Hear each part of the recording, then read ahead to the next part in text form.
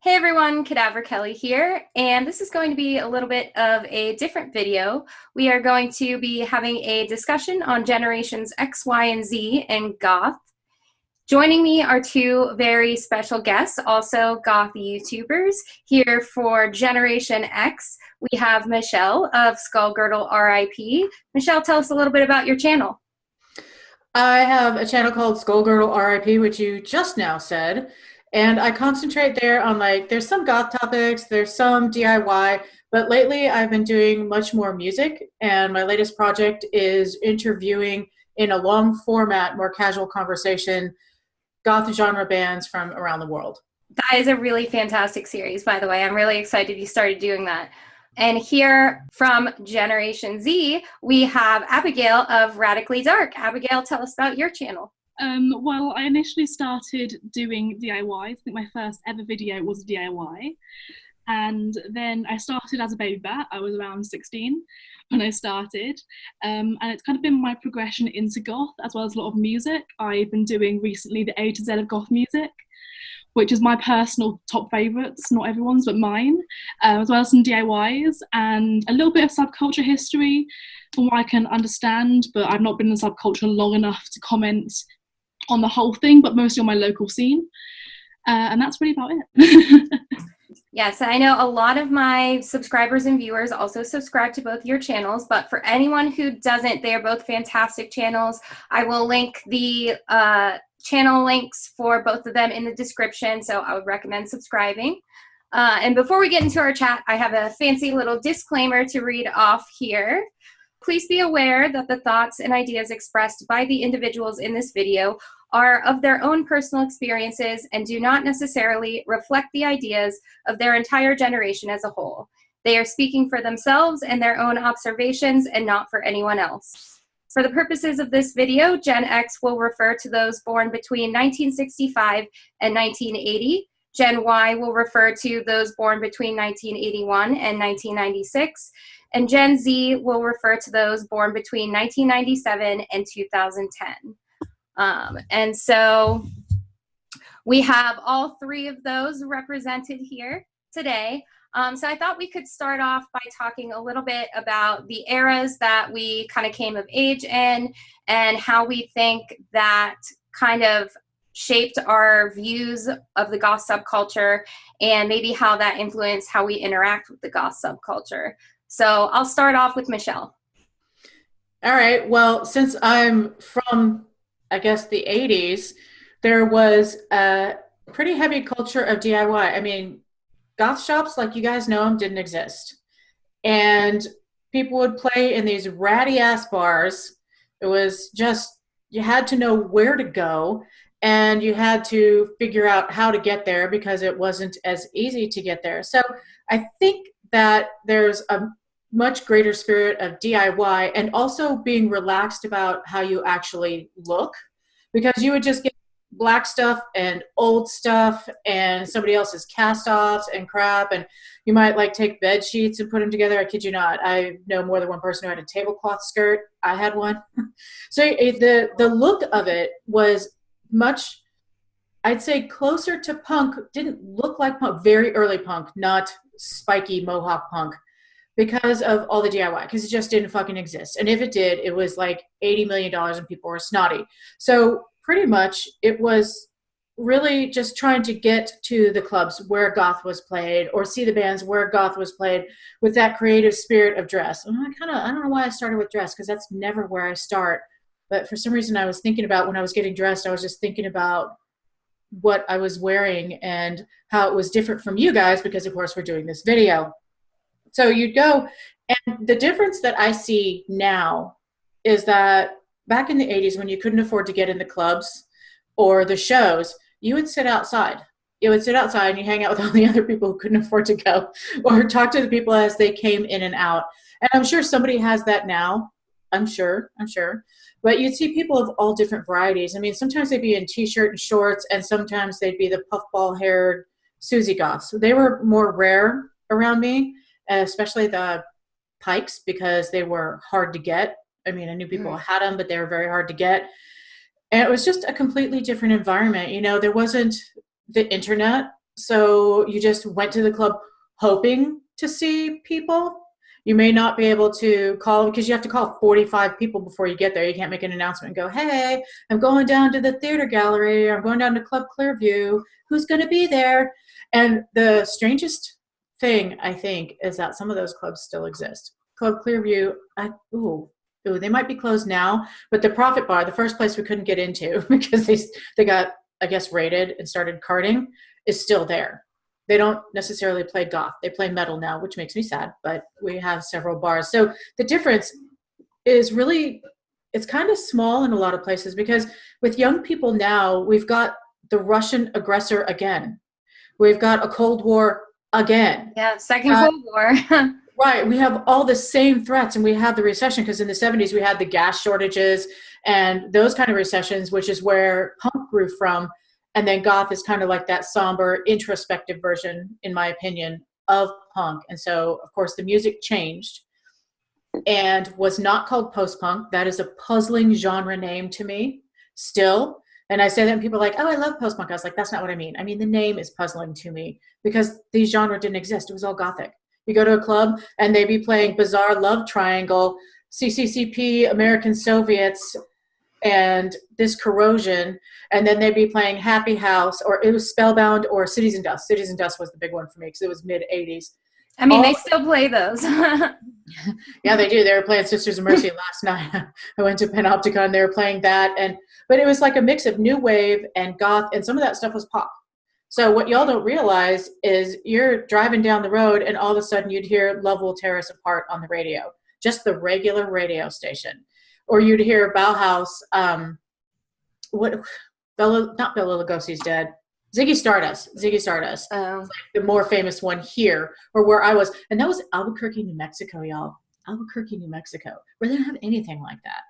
So it was different. It was like everything was a treasure, and it was harder to find. And when you found people who liked some of the same stuff you did, it was exciting because there were all these different people who liked these different genres. Because yes, everybody liked The Cure except me. I was like the exception. I hated The Cure when I was younger. Everybody knew who Christian Death was. This was before Marilyn Manson, before Nine Inch Nails. So people didn't have it confused. They just went to stuff. And if you actually ask somebody about Gothic, they'd be like, and you'd never find out. So that's kind of a randomly spoken overview for me. That's my experience. You did not call yourself Gothic. You did not call yourself goth. I had never heard the term goth until the 90s. Yeah, I think a lot of these labels kind of came in after the fact. And for the music, I think that happens a lot. We saw that kind of like in the early 20th century when jazz music first came out. It wasn't called jazz. It was called popular music. And then all these other types of popular music started coming out, so they needed to kind of assign more labels to organize the music, and that's happened throughout the history of popular music. And I think that's kind of what happened with goth and post-punk and all that stuff. Now we go back and kind of retroactively categorize this music because so much more has come out. So that's pretty interesting perspective. So Abigail, how about you? The era you grew up in, so more recent eras. I like to think I was born in the post-emo. I was born in 2000, so when goth, it was 2014. So post-MySpace, post-emo, way post-goth. And my first introduction to anything alternative was emo. For a fair few years, I experimented in emo because it was the only subculture I had seen. There was metal, emo, and grunge. That was what was there when I was into it. And then I think I hit around 16 and I was like, wait, what is this whole goth thing? Let me check it out. And I think I'm really lucky in the way that I have always wanted to know more. I'd never went into goth without wanting to dive into what was really there. So I watched videos, documentaries, read up on it. I did everything I could. Which I think is a brilliant thing because now we have access to the internet. My generation, we have access to all of that. Whereas like Skullgirdle was saying, if someone asked you about goth, you wouldn't say anything. But I can ask the internet about goth and I'd find out about it. In regards to my local scene, there's nothing. There's metal. There's an occasional goth night that plays what I like to call B-side goth. So basically the B-side of any album you ever heard, it's not popular music, it's not popular amongst young people because they want what they know, which is Joy Division, Sisters of Mercy. They don't want B-side Sisters of Mercy. Well, that's really cool though that you have that. Yes, it is really, really lucky. And I'm actually participating in starting up a new goth club. We've had a few. We had one called Coven and one called, I can't remember. We're starting one now called, I think it's Covenant? It's something. I can't remember, but we're starting that up locally with a handful of us goths. But I think living in the internet age, my introduction to goth was internet. Yeah, the internet is such a wonderful resource because now if someone wants to get into that, there is all that information available to them. So for me, I was born in the early 90s and kind of came of age in the early 2000s. So I had the internet and early social media, but when I was kind of growing up, we didn't have smartphones. Like, it's not like we had Google at our disposal at any point. Like, if we wanted to find something out, we had to wait till we got home to look it up on a computer. And by then we probably wouldn't even bother. Like now, if you're, you know, having a discussion and you want an answer to a question, if you're arguing with someone, you can just look it up immediately. When I was growing up, we had, more like the MySpace, AOL Instant Messenger, like the early social media stuff. And so my first introduction to kind of like the alternative music scene in general was online on MySpace. You could actually become friends with bands just like you could any other profile. There wasn't really a distinction between like the like fan page type of profiles and the personal profiles. You could add a band, you could put them in your top 8. So I would add bands, but I also had smaller bands adding me. They would go and add a bunch of friends on MySpace trying to promote their music. So that's kind of how I first started discovering alternative music. I discovered goth music actually from a movie soundtrack, from the Marie Antoinette soundtrack, which it didn't have goth music per se, but very goth adjacent, kind of like post-punk music. It had some Susie and the Banshees, Adam and the Ants, stuff like that. And I went and looked it up on iTunes, and there were all kinds of, you know, if you like this, you might like this, iTunes, Apple recommended, which is a feature they still have and I still use to this day. But this was probably like, I don't know, like 13 years ago, something like that.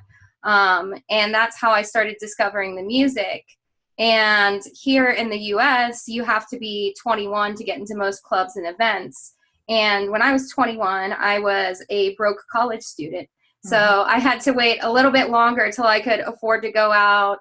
Most of the time, if I go out, I am going to get like an Uber or something like that, buy drinks, it adds up. So once I had a job where I had more disposable income, I could start going to the clubs. And here at my local scene, we do have a lot of variety in our club nights and everything. I live in Pittsburgh, which is a medium-sized city, but for the size of the city, we have a great scene. One night I go out to a lot is called Second Skin. The DJ who runs it also is involved in a local post-punk record label called Play Alone Records.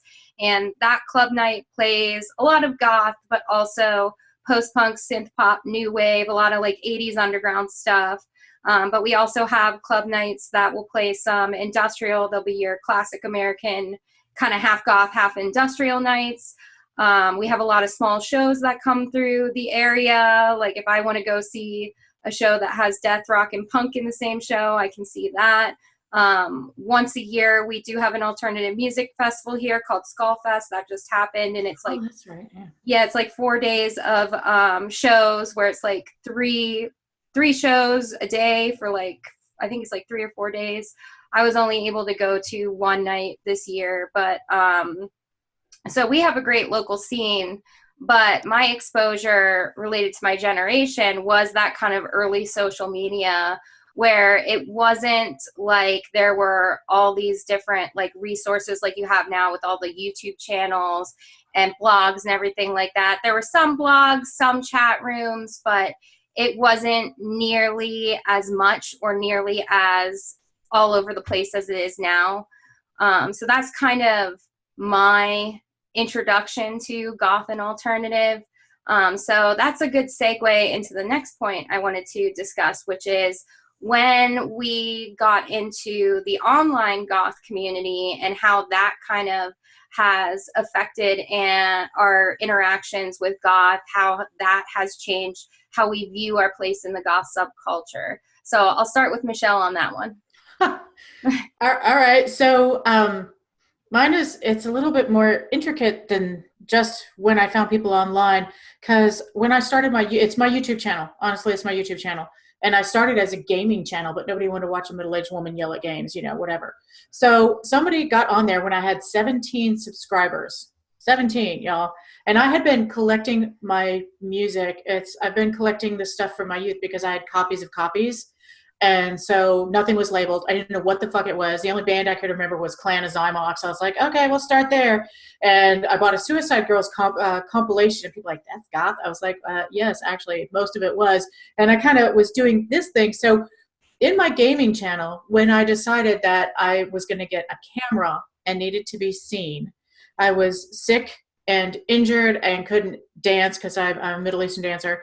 I couldn't do all this stuff, and so I needed something to be a little obsessive about. And I had this idea of what I wanted to do, but I couldn't figure it out how I wanted to look, right? So finally I was like, fuck it, I'm just gonna look goth, because I'd been looking at so much online goth and kind of had started to figure out the difference between top 10 goth albums of all time lists, which ones were good and which ones were shit. So I just went for it with the look, because I always wanted to have the more extreme look, but I couldn't, mostly due to jobs and when I was younger, just, you know, whatever circumstances.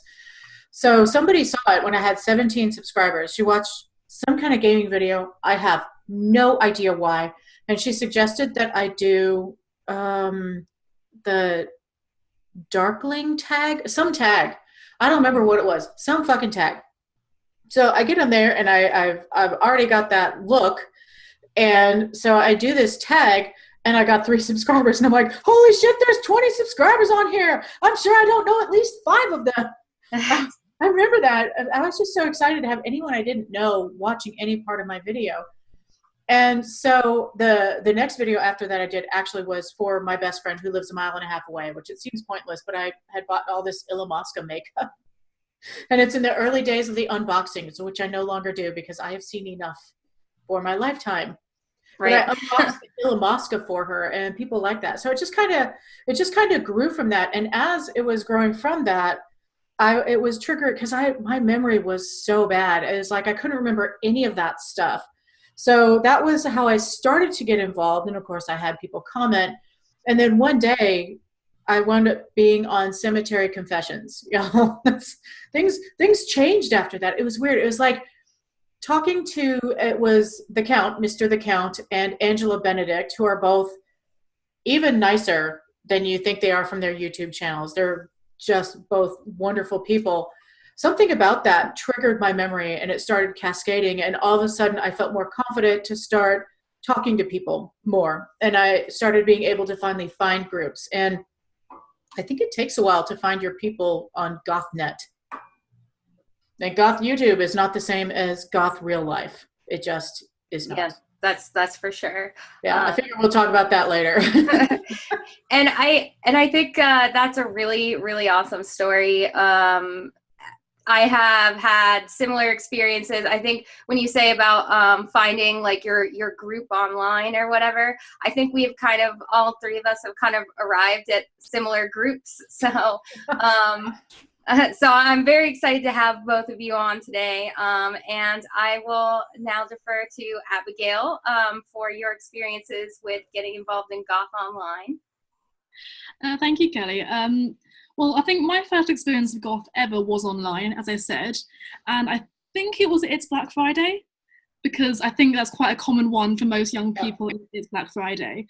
But my first experience of Goth music must have been Angela Benedict. I think I watched her DIY Pony Falls, where she does the Connectlon, and I was like, I need that, I'm going to make that, and I was doing it. I was like, this isn't turning out like hers is. But I think at that point I had my own YouTube channel and I was identifying as goth, but in the way where I wasn't comfortable with it, if that makes sense. I just got out of high school. I was still in high school, to be honest with you. So high school in England, 16. I was wearing platforms and long skirts and chokers to school, but I wasn't with a group. I didn't have people who were like me, and I don't have anyone my age group anymore or ever that is like me. Even going to college, there were alternative people, but I did a science course, and the alternative people were in art, music, and drama. And drama. So I never got that experience, but the people that I was with were very accepting. So I think that's why I benefited my parents being very accepting with the whole makeup and stuff.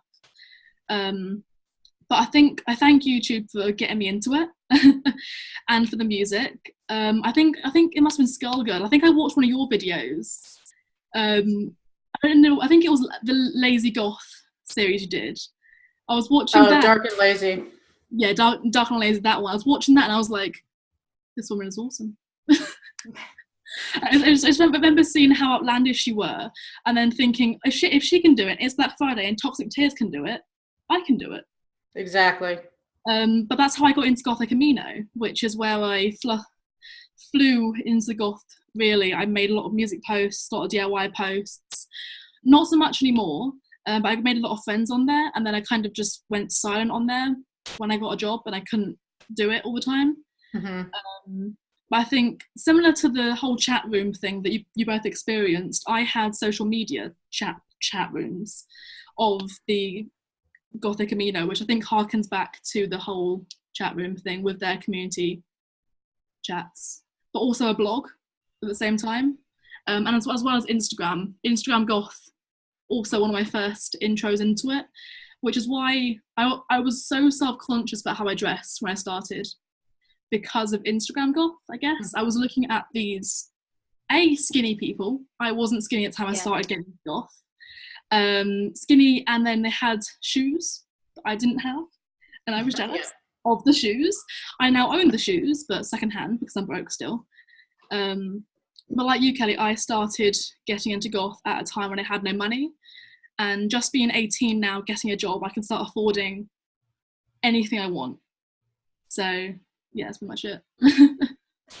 Yeah, for me, it started, like I said, early on with like kind of like the MySpace, adding bands, stuff like that, and adding other alternative people. But back then, we're talking early 2000s, Goth, especially in the US, was, it was still there, but it wasn't as center stage anymore. The kind of like emo and pop punk stuff was really taking over kind of like the alternative world. So on MySpace and some of these chat rooms, it was like kind of just a mix of all kinds of alternative stuff, like goths, emos, punks, all that stuff. And I dabbled in a lot of stuff. I was actually pretty involved also with like rockabilly, psychobilly, like that kind of stuff as well.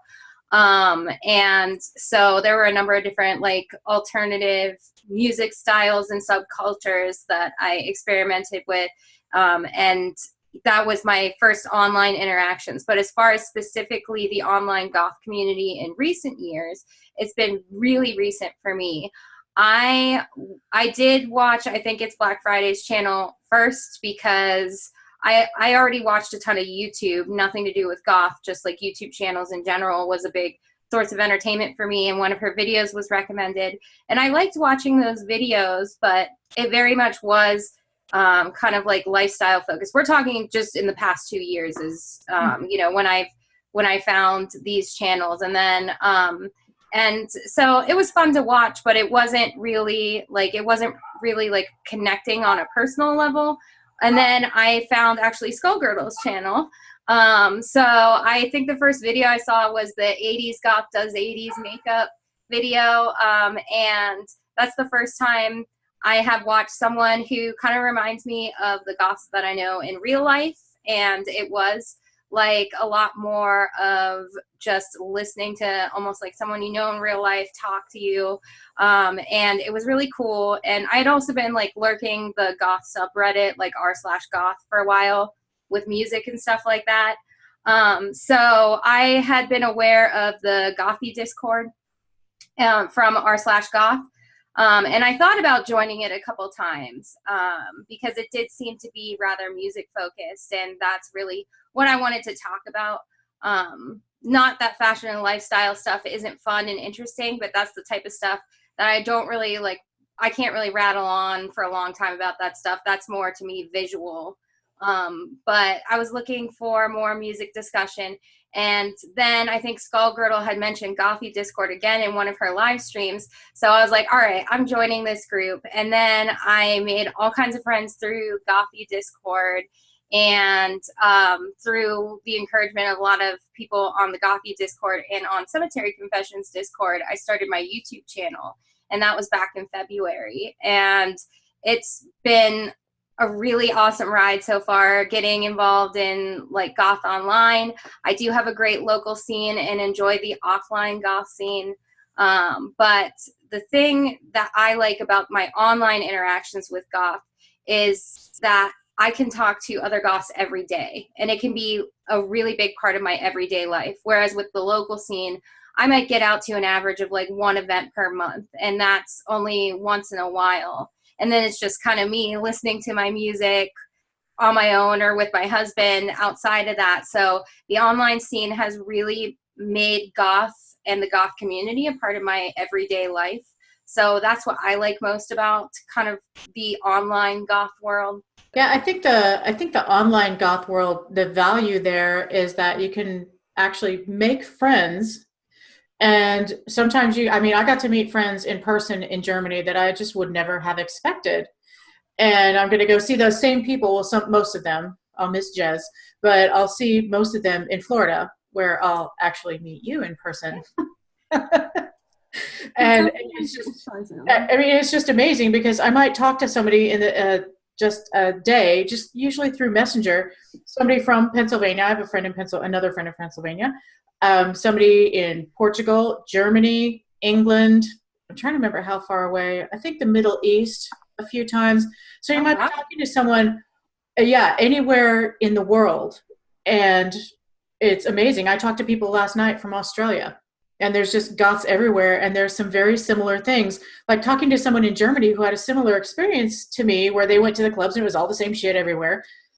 Everything was played together. Sorry, I didn't mean all the same shit everywhere. It was played together. And then because life happens sometimes, they just kind of left the scene completely. I left trying to be super Wicca. I say that. I'm making fun of myself, but I just kind of like turn my back on it for a while. And then come back to it and find that it's actually more relaxed. For me, it's much more relaxed. People are much friendlier now. When I was younger, people were dicks. But now people are really nice, and they're glad to meet you and glad to talk to you. So I love the online, most of it. But I like to get into groups that are juried. Yeah. If you have to answer questions, I feel better about it. Yeah, same. I struggle. I don't know why. I always had an issue with talking over text online. Even with my friends, I won't speak to my friends for months and months and months. They just don't text. My boyfriend is the only person I text daily, and he should be lucky, because that's all he gets from me. I'll send him a heart or something, but I've never been able to connect people over messaging. I'm not sure why that is. I'm not sure if it's because of my own way of making friends. I'm much more of a contact person. With the very few Goths I met in person, I met Disposable. She lives up in Nottingham. I met her up here. We did a collab.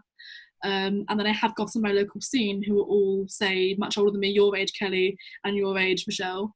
And I'm more of a face-to-face person, but I've always got on with people who are older than me anyway. I've never known why. Right.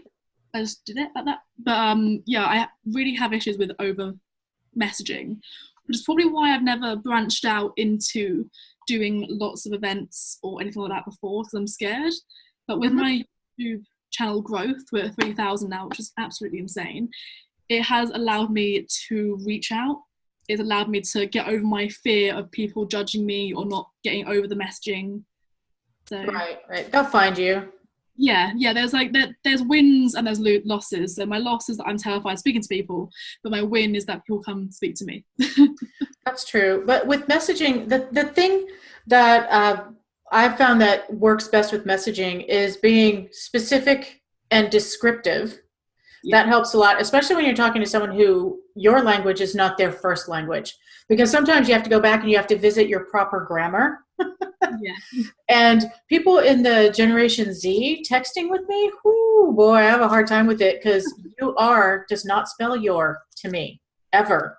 Yeah. I get it, but I hate it.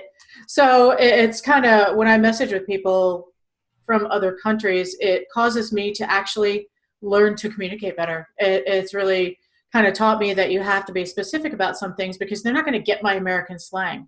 No, usually English people will usually get it. You guys can figure it out. It's like we can figure out what you're saying.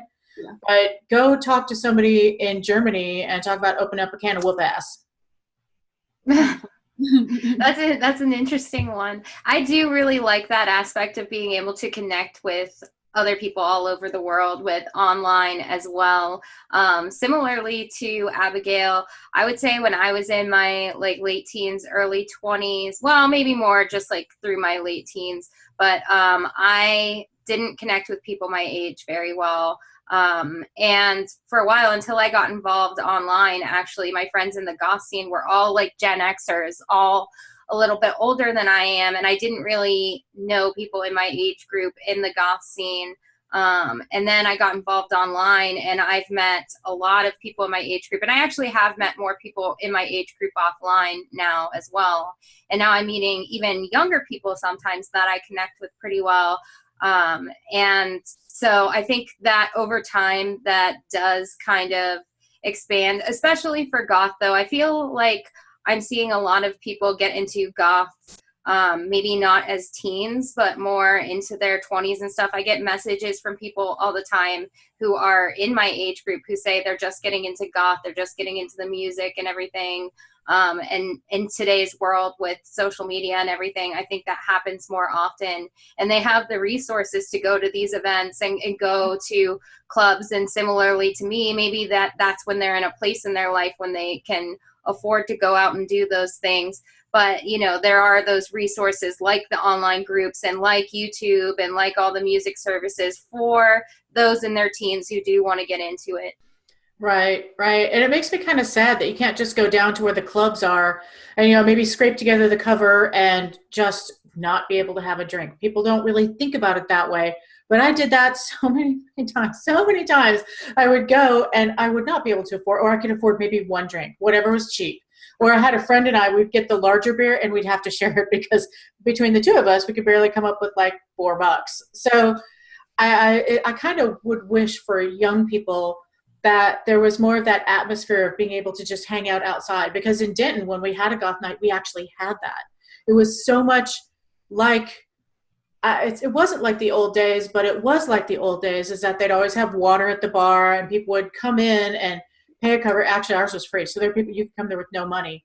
But when I'd leave for the night, because I had to leave early because I always had to work in the morning, because our goth night was on Tuesday. Oh, yeah. I would leave and people would just be sitting outside hanging out. Some people be inside dancing, usually the old ones. Some people are on their pageant. But I kid you not, guys, one night, 4 people came in wearing capes, velvet capes. 4 people, velvet capes. Like vampire capes, or different colors, every one of them. There was a burgundy, a green, a blue, and a black. Nobody ever makes fun of you for how weird you look when you go to a goth club in Denton, which I need to talk to a friend. I'd like to start one up again, like quarterly or something. Yeah. But no, I never saw a single person in that club ever get made fun of, ever have anyone just be shitty to them if they didn't provoke it. There were people who would come in there who would just look, I mean, they were in their work shirts. There was a group of dudes that came in every single goth night in their name tag work shirts, and they were cool as hell. They never gave anyone a problem. It was really interesting because I've never really seen that in a goth club. Because when I was younger, people, I'd be like, oh, what are you listening to? And they'd be like, you wouldn't know it. And they would pull that crap. Yeah, right. So I just don't see that. And they're friendly. But the biggest difference is if you go see a band, talk to them. Go up and introduce yourself and talk to them, because they were not as accessible in the 80s as they are now. I'm not talking about massive concert arenas. But yeah, they're way accessible. It's crazy. I mean, don't get weird on them, but that's the biggest difference, and I am taking advantage of that. Yeah, same here. I actually, my friend, she does promotions for a band, called the Vaulted Skies. I saw them the other day, but I've been lending my film equipment to them to shoot their music videos. I'm also going to be making headdresses for them for their music videos. I think it's his wife is starring in it. But actually, funny you mentioned, I actually met my boyfriend by sitting outside a goth night. It was a goth metal punk night. It's called Cyberfest, so it's the local metal alternative, all that jazz. And I went there alone, didn't know anyone, was underage, not meant to be in there, but I went anyway. Don't do that, kids. But I saw someone who I'd met 2 times at the local alternative market that I run. And I was like, I recognise this person, I'm going to latch onto them. They know me. Like, we know each other. And then I see this bloke over in the corner, I'm like, who is that? And that's how I met my partner, by sitting outside a goth night. That's an awesome story. I think we have that culture a little bit in my local scene. It depends on when it is, because when we have shows, especially if it's in like the winter or spring when it's so cold and it's on a weeknight, there's not going to be a big turnout. So that's not great for the bands because it's not a great turnout, but it is good for me because that means it's easy for me to talk to the bands and like get good footage of the bands. Yeah, actually I've seen Bootblacks and Actors twice in the past year, and both shows were pretty small shows, not huge turnout, so I was able to talk to Barrett, who plays synth for Bootblacks, twice. He recognized us the second time, and that was pretty cool. Now I'm going to see them for a 3rd time. Both bands are playing Absolution Fest in Tampa. So I wonder if they'll recognize us, because this will be the 3rd time we've seen them recently. But at Skullfest recently, there was a huge turnout, and we went to the Saturday night show, which was Rick Agnew Band, Institute, Blue Anxiety, False Figure, The Ire. Really great show, but I'm a smoker, and every time I went outside for a cigarette, there were people out there who didn't have tickets to the show and were just like hanging outside the bar and were just talking to people, which that's the first time I'd seen that, but there was a big enough turnout that was happening. Actually, when our Uber driver picked us up, because there was a punk show happening on the first level of the venue, and the show we were at was in the lower level. So there were all these punks outside. When our Uber driver picked us up, he asked us, "Is that a rough bar?" Oh, totally one, totally. You're gonna be scared.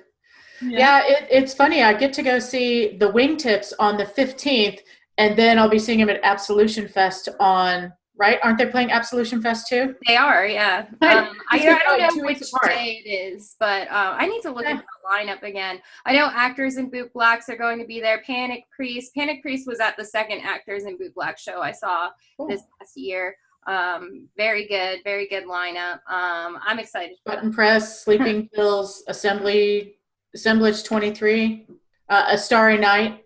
I need to like not drink too much the first night, because I don't want to be feeling like crap the second night. I know. It's like Friday, get there, you're all excited, and you just want to da-da-da-da-da-da-da, but you got to be careful. Hopefully, you'll be able to stand keep each other from doing that. Let's just make sure we don't, because Saturday night, who cares? Because Sunday I'll be on a plane, and if I have a hangover, I don't care, because I'll be zonked on Xanax anyway.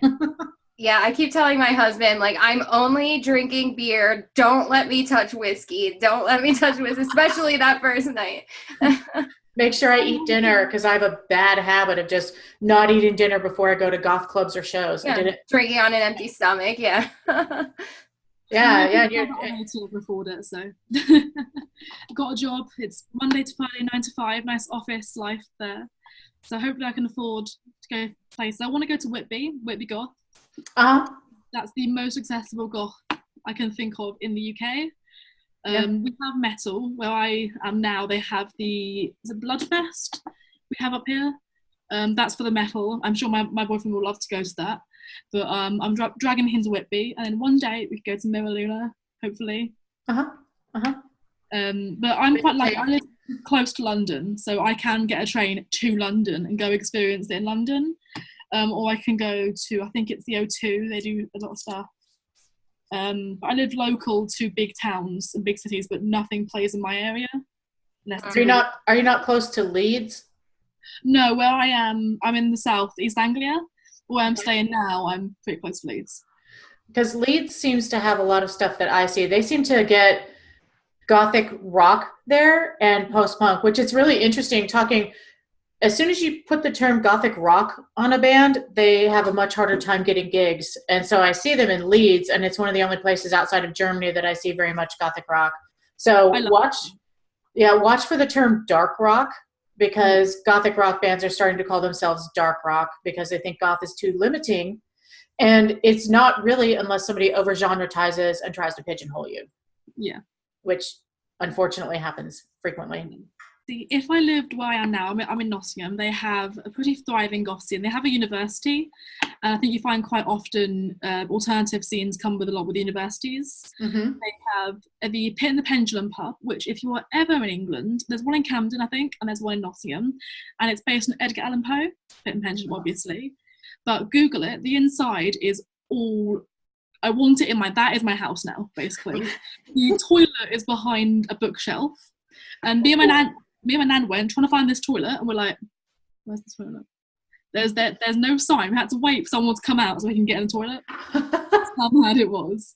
But they have a pretty thriving, they've got 2 goth stores, alternative stores here. They've got a couple of goth nights. Wow. So I should live up here now instead. They got much more than we. I think our closest goth store might be in Austin, which is 200 miles away, 350 kilometers for perspective, I think. 350, probably about 350, 340 kilometers away. You have to find it in little pockets. And in Denton, where people hang out outside, it's not the same in Dallas. People don't hang out outside. Because we go to Panopticon last night, which is one of the goth clubs. It's the Friday one. It's the one I can actually go to, because the others are Thursday and Sunday. And when we had one in Denton, it was Tuesday. And then the one that's once a month, I missed it by a week. I'm like, I love that bar. So nobody's outside because it's kind of this isolated building, and it's kind of in close to the downtown area. And it looks like there's a few places that are kind of gentrified over there, turning into fancy hipster apartments. Not real hipsters, but, like people with money. So they have a little patio where people drink, but you don't have people just hanging out outside. If they are, they're trying to get into the club. But it was really interesting because you went in and it never got super busy like I thought it would last night. And I was like, that's too bad because music's pretty good, guys. Missing out. Yeah, right. But we have the church on Thursday and on Sunday. But the problem I have with some of the goth nights here is they tend to have themes. Yeah. Like in 2 weeks, it's back to school theme. I don't want to go to a goth club and it's all schoolgirl dresses. Yeah. I mean, illicit boys. I love that shit. But I'm just like, the theme nights make me crazy. The first time we went to Panopticon, it was a witch house theme night. I almost never went back. This was the second time. This was the test to go back. I'm like, okay, we can go back. Because I don't like witch house. And people wearing their little felty witch hats off of Etsy and stuff like that. And I'm like, what the fuck is happening here? Yeah. And then find out like 2 days later, I'm like, oh shit, it was a theme night. Yeah, just wait for a theme that you like. We have a night that happens like once a quarter, I think. It's called Evolution, and it doesn't get, I don't think, that specific with the themes, but they do tend to have themes.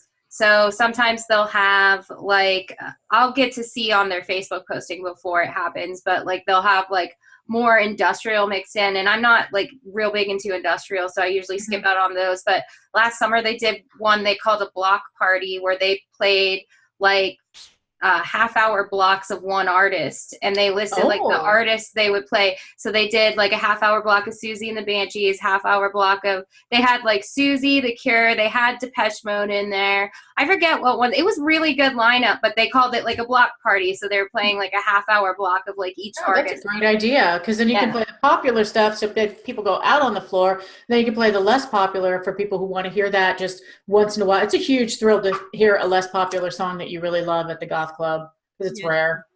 Yeah. I think my one luxury is we have a regular goth night. I call it goth, but it's really 80s and dark wave. Mm-hmm.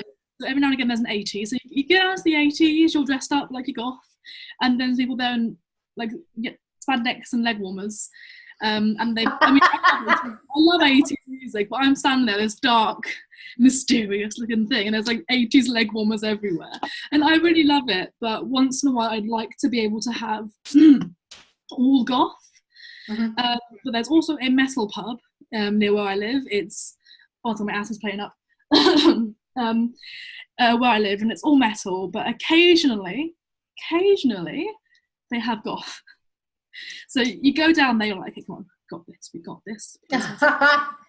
and then you hear it. You hear Susan the Banshees. Yeah, I've never been to a DJ night or whatever that was actually pure goth, except for the one that was nothing after 1990. Nope, that's not true, because they still played new wave in there. And I think some people think that some of that new wave is goth. Mm-hmm. It's not, but some of it's still very good. But I've never been to a goth night that was purely goth. It's always been goth industrial. Last night, I think they played a little bit of EBM. They definitely played stuff that wasn't necessarily goth, but it didn't sound exactly industrial, so it had to be somewhere in there. And it was good. I mean, it was a good mix. They did play some goth. I mean, they always play the Sisters. It's like every goth night in the whole wide world has to play the Sisters. It's just kind of a toss-up. Is it going to be this Corrosion or my Lucretia? Except they didn't. They played, I think they might have played Alice. I forget which one they played. Yeah, it was pretty cool. I was like, holy shit, this is the Sisters. But at that volume, it sounded like another band at first, and I was like, wait, what? I think Alice was my first introduction to actually the Sisters of Mercy. I had a friend whose parents were old school goths, and they named her Alice after Sisters of Mercy. So I listened to it, I was like, I love this. This is awesome. Downloaded every single one of their songs, and then became the fan that I am now. Even a Vision thing? I like it. Sue me. I think I'm gonna leave now because I like that album, but no, I really enjoy Vision thing. That's one of my top albums from them, actually. Yeah, I feel like I'm spoiled in my city because, well, the one night that I go out to the most, and I don't get out to club nights as much as I get out to like shows, but I probably do every couple months or so head out to a club night just for some drinking and dancing. And the night I go to most often, Second Skin, is, well, it's a lot of goth. They do have like synth pop, new wave. No, not really like so much industrial. I actually really love synth pop and new wave as well, so that's totally cool with me. But it's not always like all the songs that everyone's heard a million times before. There's a little bit of that, but you know, the DJ of that night, DJ Erica Scary, she's fantastic, has great taste in music. She always puts in a good mix. Interestingly enough, in our city, the clubs are way more packed than like the live shows with bands. Usually it's the other way around, or at least from what I've heard. But in Pittsburgh, I go to shows, unless it's for Skullfest or some huge event like that, it's going to be not that many people. Like, I have lots of room to dance around, usually have a chance to talk to the bands. And when I go to the club, if I go to Second Skin, it's like wall to wall, like tons of people in there. And we do get the hipster crowd that comes out to the clubs. The clubs usually are hosted in the hipster part of town. So yeah, they can be, it depends on if it's like hipsters who are always into the next new thing. That can be the cheapest part of town because they just like pop up whatever and wherever they are. That's interesting because here I went to see Twin Tribes, and they played with 3 local bands. Rose Garden Funeral Party, which are the band that plays everybody. Everybody's nuts over them. I guess they've got some post-punk influence. They don't sound goth to me, but they are good. And then Bathhouse, which is a weird electronic thing that I was absolutely enchanted. And then Garden of Mary, which is goth, kind of somewhere in a little bit more goth sounding than Drab Majesty, but somewhere in that shoegaze kind of place. And then Twin Tribes.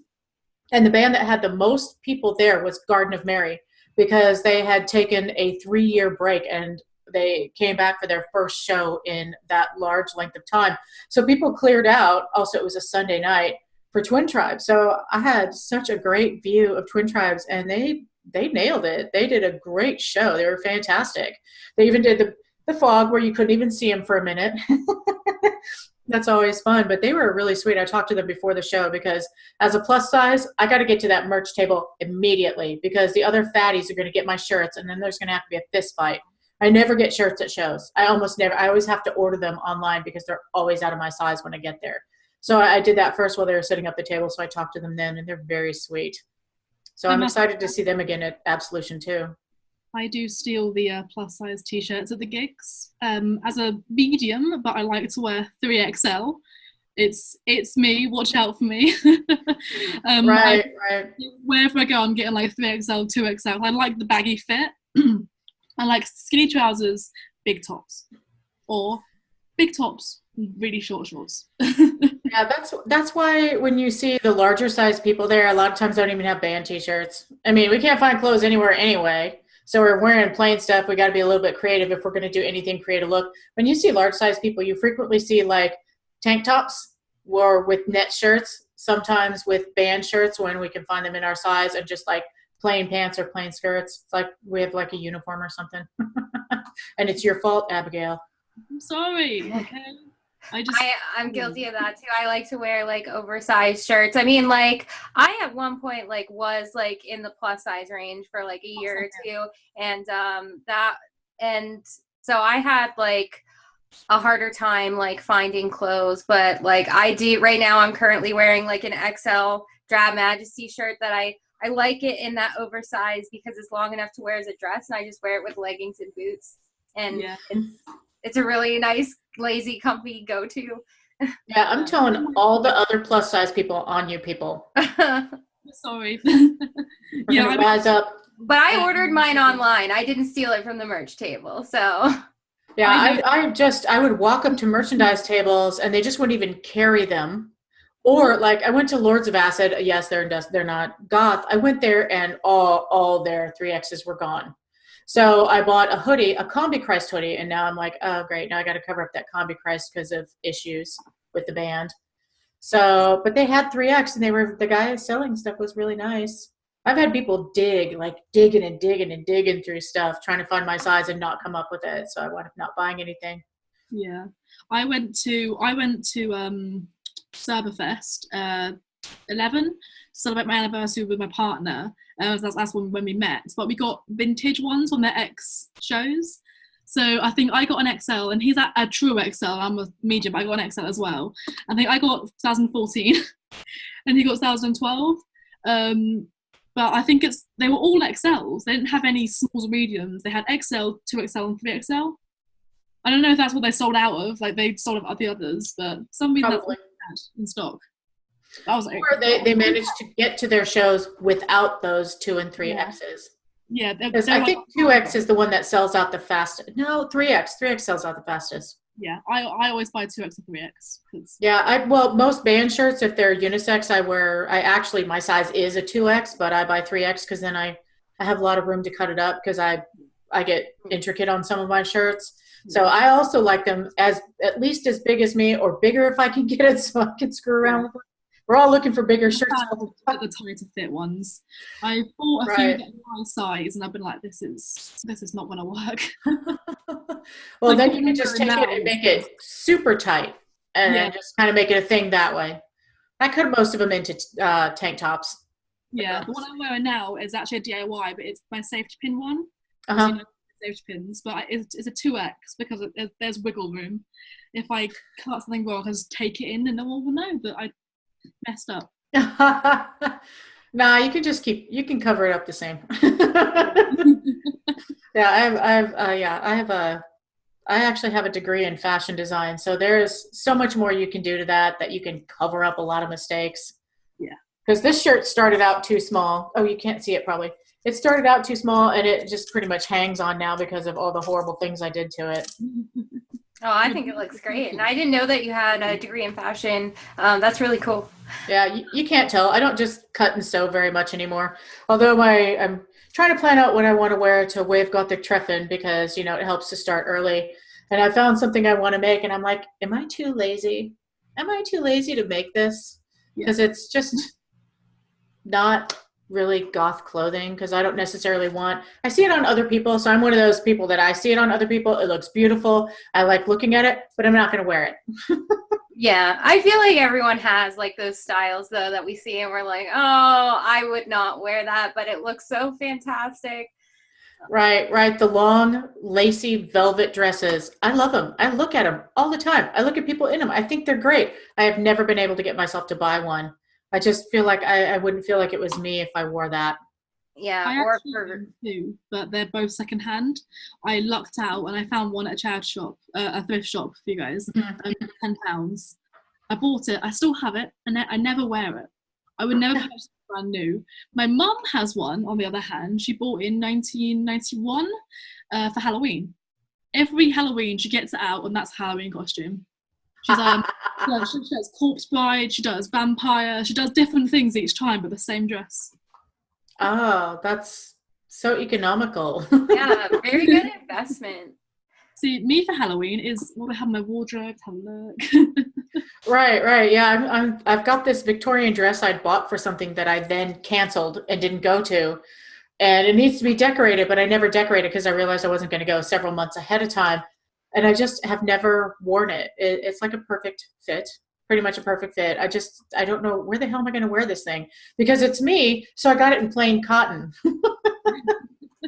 So I was just like, I just get stuff in plain cotton. It's fine. I'll just put more rhinestones on. It'll be fine. Yeah, I will not. I think that like historical Victorian garb is so beautiful, and I'll wear like single pieces that are kind of inspired by that, like maybe a blazer or like a skirt if it's not too big or whatever. But my style, and as much as I think it's beautiful and I admire it, like the big like poofy skirts and the full Victorian garb, that is not my style at all. I tend to wear more, if I'm going to wear historical theme clothing, like medieval theme, and I think it is coming up in like the early 2000s, kind of like I think the late 90s, early 2000s, that medieval stuff was really popular. So I have like a lot of like kind of medieval peasant looking clothes. Yeah, I don't know what I look like. I think sometimes I look like a punk in black. I don't know. I just am like, well, that seems like that'd be cool, and then I do it. Yeah, I'm kind of that way sometimes. People will mistake me for being punk because I do wear a lot of like I have like a battle vest, like battle jackets, like that kind of stuff, like a lot of leather and boots and like ripped up clothes and stuff. Very much like I guess what the internet has deemed trad goth, which it's all goth. Yeah. Right. Yeah, ultimately, the clothing style that you wear doesn't matter because we're all still going to the same shows. We're going to the same clubs. So you can be wearing your medieval gown, your Victorian gown. You can be wearing your 14 pounds of studs jacket. You can be wearing, my friend wore a little Captain and Tennille hat last night, or leather bear hat, with the little chain thing on the front. That's so cute. Yeah, it was cute. He did look cute. And he was wearing really tight pants and boots. So he would have fit. You know what? He wasn't wearing a giant shirt though. So, but it's just everybody looks different. Every time you go to a goth night, there's always somebody there, in my experience, who does have that medieval look. And there's usually somebody there with a Victorian skirt. At least. Sometimes the full Victorian. It's pretty rare on a regular goth night, especially when you live in the land of summer. Yeah. It's too hot. I will destroy myself. If I'm wearing something too big and poofy, I'm going to get caught in it somewhere. And it's going to be like hopping around on one foot. Or like last night, I'm not wearing the bracelet. I got my bracelet caught in the back of my skirt. And it was just a 3-tiered skirt. I mean, it wasn't even a fancy skirt. I was like, how am I caught in my clothing? So I'm a calamity. Just a big poofy thing. The more net, because I have stuff with net where you'll wind up doing something with spikes and then you're stuck on your own vest. Those battle vests, they look great, but I like a lot of different textures. So luckily I couldn't find my fishnet shirt anyway. I don't know what I've done with it, but I have something, I keep insisting on wearing it together and my arm gets stuck to my boob pretty much because of that fishnet. Yeah. See, I'm pretty strategic on where I place like studs and spikes and stuff like that for that reason. I always like try to leave the back as flat as possible because I've done like spikes and studs on the back. And then you leave that. Yeah. Not very comfortable. And then I try to on the front, like see like, okay, where am I going to be like reaching across? And but I mix and match styles a lot. That's one of the reasons I don't like the whole idea of like types of goths based on clothes. And I don't like the idea of like segmenting the goth community into like even smaller groups, because it's already like small enough. Like, yeah, it's just fashion. People are like, what type of goth are you? And I'm like, the one that listens to goth music. yeah, I mean, and that's fine for like marketing clothes or like Right. saying different like fashion styles to make it easier to find certain fashion styles. But yeah, I think that whole, like, it's just gone too far. Yeah, definitely. I wholeheartely agree with that. I'm like, I'm big on the goth is goth, you know. Again, I'm going to go to that same show and I'm going to see those people in their 4 little different colored capes. And I'm going to see the person dressed like a Russian army, because I've seen that before. I mean, you're just going to see all these people and they're out there dancing the same damn music or at the same shows, you know. I mean, you may see a little bit more dusty cowboy look at a gothic rock show than you do at a dark wave show. Kind of, but you know, it's just we're all at the same shows. We're all doing the same stuff. We're all listening to the same music. So I go to a dark wave show, and I may be the oldest person in the audience. On a weeknight. that's pretty on a weeknight. That's probably pretty common for me. But you know, whatever. There's young people, old people. It's like all just different people, and some people still show up in their shorts and a t-shirt, and I think that's really cool. Yeah, and speaking of, do you feel that generational divides are lesser in the goth subculture than in the general population? I think with I'd say about a 20-year age gap, absolutely. Absolutely, because I have friends who are in their mid 20s to mid 30s, and I have quite a few friends that are that age, and I don't really feel too much of a difference. I mean, we reminisce our stories from the 90s goth and the 80s goth, and it's kind of funny there, but I mean, I have friends who are in their 20s, and I don't really see too much of a generational gap. There are some differences in music preferences. I would say younger people, not always, because it's never always. You can't categorize everyone. They'll tend to go more towards the electronic music. And the older people, even if we like the electronic music and we go to that, we'll also go into the rock music side of it more, or the dark, death rock, death rock side of it more. So, but overall, I think that there are old people like me who can't tolerate the young people, and young people who can't stand the old people. I mean, you know, it goes both ways. But I think sometimes it's kind of like the experience that you have with individuals. Like, we all know that there are people that go to the clubs who want to prove that they know the most, right? Yeah. And we know that you gain status in the goth subculture through your knowledge. Then you understand the music, and you've been to shows and all that kind of stuff. You kind of, I mean, whether you're looking for it or not, you kind of get status. And people will be like, oh yeah, they really know what they're talking about, you know? And I've heard people say that about me, and I was like, who are you talking about? Man, I don't know shit. I just want to go to some shows.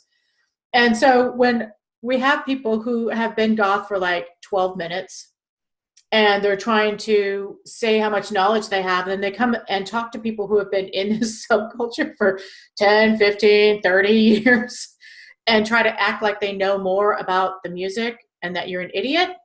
I think that is where people will take that stereotype and say that young people are like that, which is not true.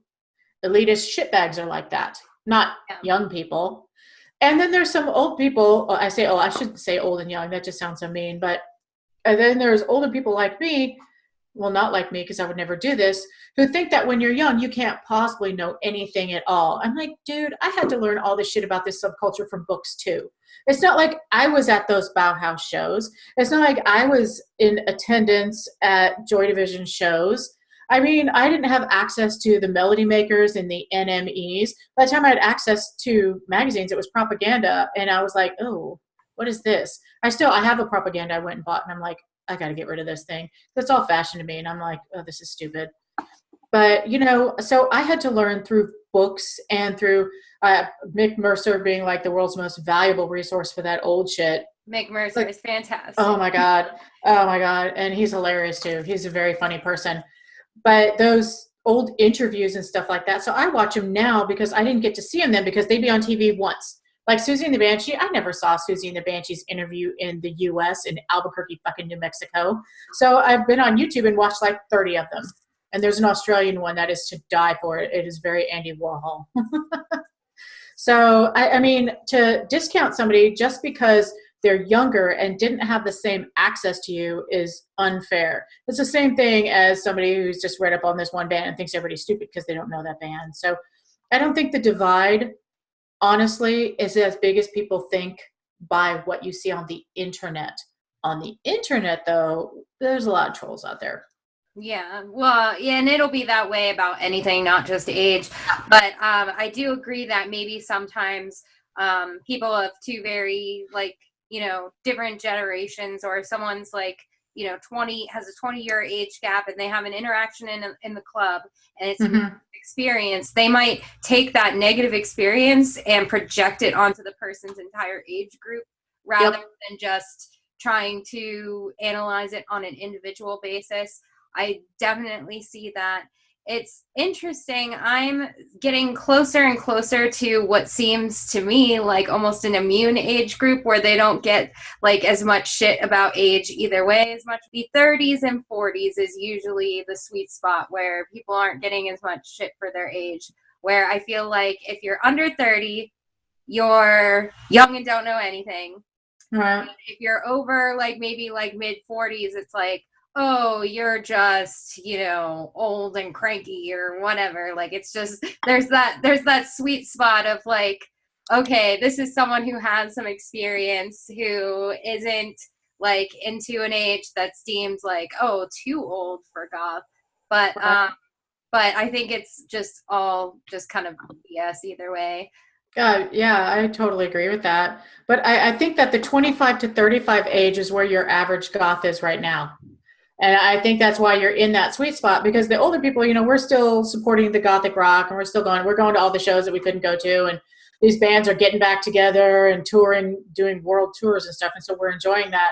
And the young people are kind of, I feel, sometimes fighting for their presence to be known, for what is it that the young goths now are seeing or wanting to hear, or how are they going to innovate the subculture? Because I'm second wave. So what I did and what I experienced is different than people in the early 80s, late 70s. So what are we going to see? And I think that's where some of the waves come in. We have young people who are in their early 20s, like teens to 25. And so I'm interested to see what that musical contribution is going to wind up being, the music and fashion. I hope it's not just that wide-brimmed hat. That's it. That's all you get. The only contribution from the new generation. Oh no! See, I'm the wide brim hat generation. I love a good wide brim hat. See, I've never been musically inclined. I've never been able to produce music, but I'm excited for what's going to happen. Right. Because right now we have some weird music coming out, and I'm not sure if it's going to be a hybrid of that. I hope it's not, because it's not very good music. But I'm looking forward to it. I hope we don't go down as the generation that thought Billie Eilish was goth. I really hope not. Generation what? That kills goth? Oh God, please don't do that. What worries me is stuff like SoundCloud rap and Billie Eilish.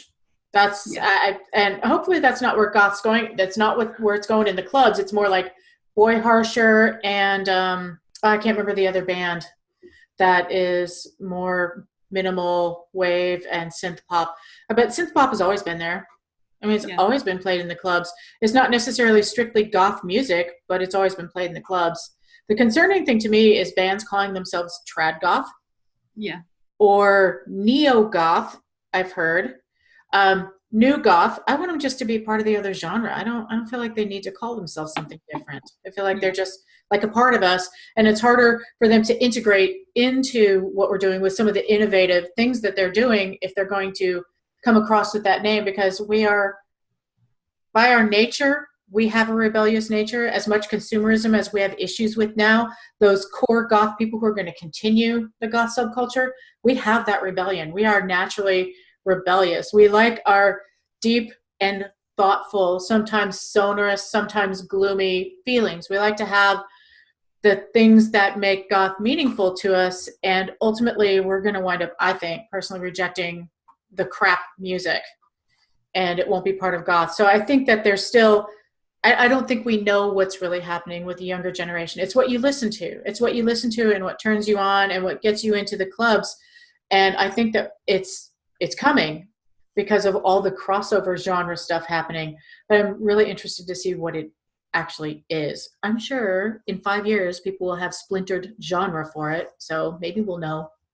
Yeah, maybe. I think the issue modern goth is suffering is internet. I think the internet is one of the issues because on the internet, people don't fact check. I could sit here and be like, Billie Eilish is so goth, I love her, she's awesome, gothic queen. No one's going to fact check that because I'm on a camera, I am trustworthy, and I'm saying it like I believe it. So I think that's one of the issues that's facing goth music and goth as a fashion and a subculture now. But I think it's also helping it because you get access to small goth bands in places like America or Europe where you can't get to. So internet is a double-edged sword. It always will be, always has been. I think right now trying to get the message to people about goth not being consumerism and the whole fashion thing that we suffered with last year is still continuing. I think it's still going on. But I think as long as younger people in goth are realizing that as well. I think it also helps having someone, no offense to you guys, but someone around their age, because a lot of time you can see older person telling you these things, be like, oh, they're old, what do I care? Which is what I noticed a bit of when I was getting into it in myself. I noticed it in myself. Sure. Going into being like, oh, what do they know? Like, they don't know what I'm like. And now I'm older, I'm like, idiot. Well, yeah, it's kind of the people are people. Yeah. And the difference with somebody older like me should just be wisdom. Yeah. But, you know, again, with societal expectations of me going to sit in my armchair until I die and me refusing to do that, there are people, and there's going to be people in the goth world that kind of fall into those societal expectations. But yeah, you're right. It's people are people. We just have, some of us have a little bit more experience. Some of us have less experience. That's the only real difference. Yeah, and age doesn't always correlate with that. I know people who are, didn't get into the goth until they were in their late 20s, and so maybe they're in their early 30s and they don't have a lot of experience or knowledge. I know people who have been listening to the music and like reading all kinds of books and stuff from the time they were like early teens. So when they get to that age, it's a completely different scenario, but someone might look at someone and just make an immediate judgment on them based on how they visibly look. And for me, sometimes I do get, actually, I've never had someone call me like old or anything like that. I've never had like a teenager say like, oh, you're too old for this. But I have had people who, and it's usually people that aren't that much older than me, like kind of talk down to me, like because of being young. And I think maybe partially they're looking at me and reading me as younger than I am, because I've had people who are like early 30s. I'm late 20s. I get people who are sometimes like early 30s talking down to me like, oh, like your generation. I'm like, we're the same generation. What generation are you talking about? Yeah. Now, when I go, okay, the difference is online, yes, people will tell me I'm too old. They'll be like, go take care of your grandchildren. Aren't you too old to be goth? Shouldn't you? Isn't this play acting for you? Something like that. And in my head, I'm just thinking, fuck you. But in person, when I meet people, when they find out how old I am, they're like, oh my God, I hope I'm like you. And I was like, well, I mean, I hope you're your own version. But they get really excited. Some people who are younger, especially closer to Abigail's age, people when they're in their early 20s, very early 20s, late teens, they get very excited when they see somebody, especially when they see people who are going hard at an old age. I say old age, older age. I mean, seriously. Right, like you're not old. 50's the VIP where we have a separate bank account, just so you know. We can still go to the concerts. We're going to suffer. I got to take time off to do it or work from home. But I think they find it inspirational because, and I would agree with this myself, I had to think about this for a while, because they realize that you don't have to go quietly into that dark night.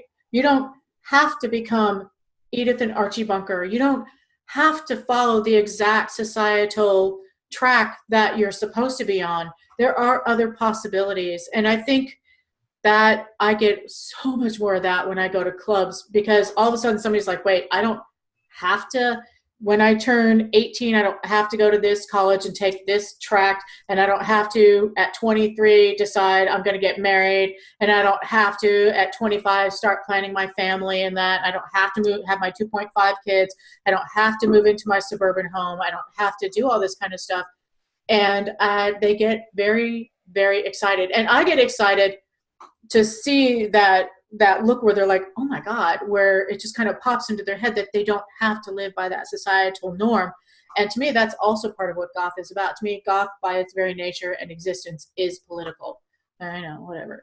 Yeah, well, I mean, I think it is like, it's a subculture in itself is almost like making a political statement and, you know, deviating from larger culture. Yeah. In some way, shape, or form. I mean, some of that comes a lot more aggressively political than others. Of course, we have like punk, which like aggressively like goes after like, you know, government, and like there's big themes of like anarchy and kind of like anti-fascism. But in Goth, it's like way less like focused on that end, but it is in its own right kind of I feel like making a statement against cultural norms, just like any other alternative subculture. And I think it is exciting. Like for me, when I was younger, when I saw older people that like looked more like alternative or outlandish, I remember Betsy Johnson was like a huge one for me. Like when I was a teenager, I thought, Betsy Johnson, she looks so cool. She's out there doing whatever she wants. I don't have to give up like my interests as I get older. I can like get older and go out there and take on the world and be successful and still do these things. Right. And it's inspiring. It's inspiring both ways. But I mean, think about it. It's a radical act just to accept people openly, accept people and their sexuality and their gender. Yeah. And yes, we have a little ways to go with all of that. But as a subculture, we just, I've never thought about it. It never occurred to me that it makes a difference. It makes no difference when you come to the Goth Club who you're attracted to. It just doesn't make a difference to me, and it doesn't make a difference to most. But think about radically political that is, because it's been like that since the 90s, since the 80s. Yeah. We're more likely to be bisexual and LGBTQ and the whole spectrum. We accept people who are asexual. We accept people who are demisexual. We accept people of all types. And yes, we have some ways to go with acceptance, especially with race, which I don't know what's going on now because it wasn't like this before, but you know, whatever, we'll address it. It's nonsense. Right. But just to be Goth and to go and spend time with all these different people, it's a radical act in the age where we see people whose rights are being taken back away from them. Yeah. That's why I think that Goth, just by its nature, and any subculture, really, you're right, by its nature is going to be political.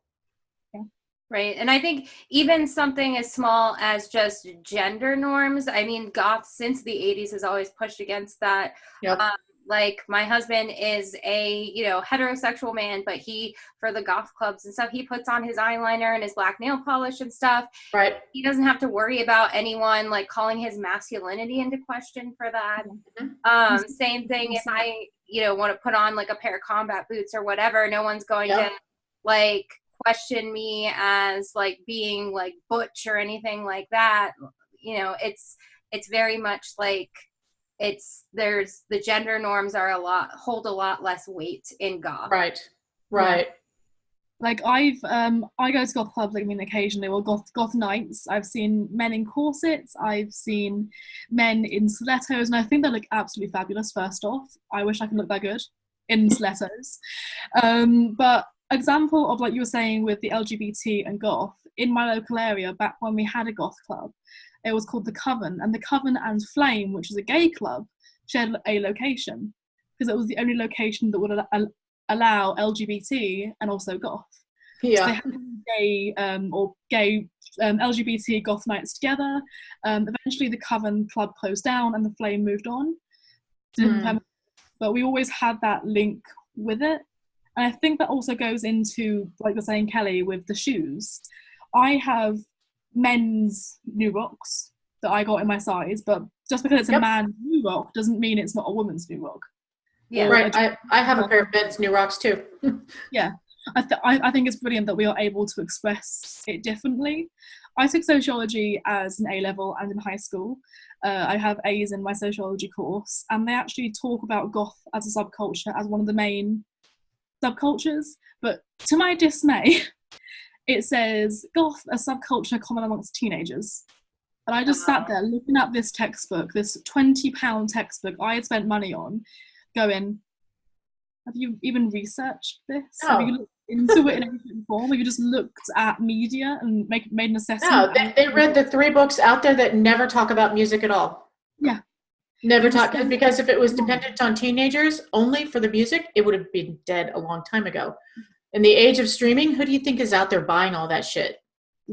Yeah, and even the bands themselves, like when I was talking to like the guys from like Boot Blacks and Actors and stuff, they're all like, I feel like in their 30s, like maybe even 40. Yeah. Like most of these bands are not like, you know, these bands, they can't be like young teenagers if they're touring all over the country and stuff in these small little bars that aren't, you know, paying them the kind of money that can afford like an encore tutor. You know, the big famous like child stars can do that because they make enough money to have like teachers stay with them through tours and stuff, but not goth bands. These are adults that are performing. Right. And it costs a lot of money to perform these days. They have to expect to not make money. They don't. They no longer expect to make money. They perform and do this because they love it and because they want that interaction, because of the relationship with the fans. Yeah. Yeah, and that's a great segue into another discussion topic that I wanted to hit on for this, which is how do you feel about this notion of goth being a youth subculture? And we know that's not true, of course, but is that something that you think only happens outside the goth subculture, or are there goths that do hold this idea of goth being a youth subculture? Oh yeah, there are goths that hold this idea of goths being a youth subculture. I haven't had interaction with them, but yeah, and they go to the clubs too. They are, I guess they are who they are, but they don't seem to be the majority. I think it's people outside of the goth subculture that think it's more of a youth thing. I think we're kind of in that process where the mainstream individuals are starting to accept that goths is an actual subculture, just like we're accepting it for ourselves. Because when I was younger, I never thought this shit would still be here. I mean, honestly, and then you can study it and the sociological impact of blah, blah, blah, blah, blah, blah, blah. I would have never thought that. I'd be like, oh, I'm just listening to my moldy old records over here. So I think that being more of a developed subculture, it's becoming less of a youth subculture. But at the same time, we can't let it get to be the moldy oldie subculture either. So I don't think that overall that's the attitude, but there are definitely people that do have it. Right. What do you think about that, Abigail? I think as a youth getting into it at 14, my parents and my grandparents, no one around me looked at it like, oh, a couple of years, she'll be out of it. They thought it was fashion. But my parents, like, I think after a couple of months, they were like, actually, maybe this is something more. I think part of that was them realizing that I wasn't listening to what they thought was goth music. They thought it was metal music. And when they realized that I was listening to their music, essentially, I was listening to Joy Division and The Cure and Orchestral Maneuvers in the Dark, which is not a goth band, but goth. No, I love them. Oh, I love them too. when my parents realized I was listening to their music from their childhood, they were like, oh, I get it now. And it suddenly like hit them. And my mum was chatting with me the other day, and she goes, you know, if I was allowed to when I was your age, she wasn't like, her parents weren't really okay with her being, she would have said she would have gone more new romantic. Her taste in music, her fashion taste, if she was allowed to have it, would have been new romantic, which is why she absolutely loves the fact that I'm goth. She looks at me and goes, yes, and my dad came from Luton, which used to have a high punk. We had lots and lots of punks here. Had a punk bar, everything like that. He's got used to it as well. So my parents think it's brilliant, but at first they did think it was just teenagers. And a lot of people I've encountered in college, going into college, people be like, oh, I didn't know you people were still goth. I had my teacher who knew goths in his youth being like, I didn't know you were still around. I was like, yeah, we're still kicking, we're still here. Mm-hmm. And he said that subcultures, from his perspective as a teacher, have dropped in recent years. He used to be able to sit in a room and tell who listened to what music by the way they looked. And then he said, I can only do that with Abigail because I can tell she listens to goth music because of how she looks. So I think most subcultures have kind of developed that it's a teenage thing. You can look up, if you look up other subcultures on Google, I mean, there's a ton of tiny musically based subcultures, but they look very similar. Like sometimes I see several subcultures look like goths wearing a lot of color. Yeah.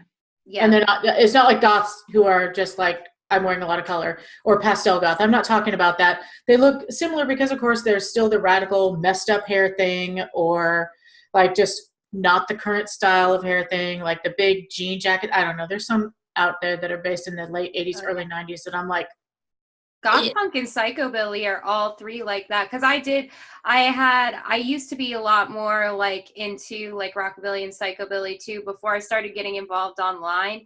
It was an easier balance, like with a couple subcultures. I still like all that stuff, but goth became my main focus because it is something now I'm tuned into on a daily basis.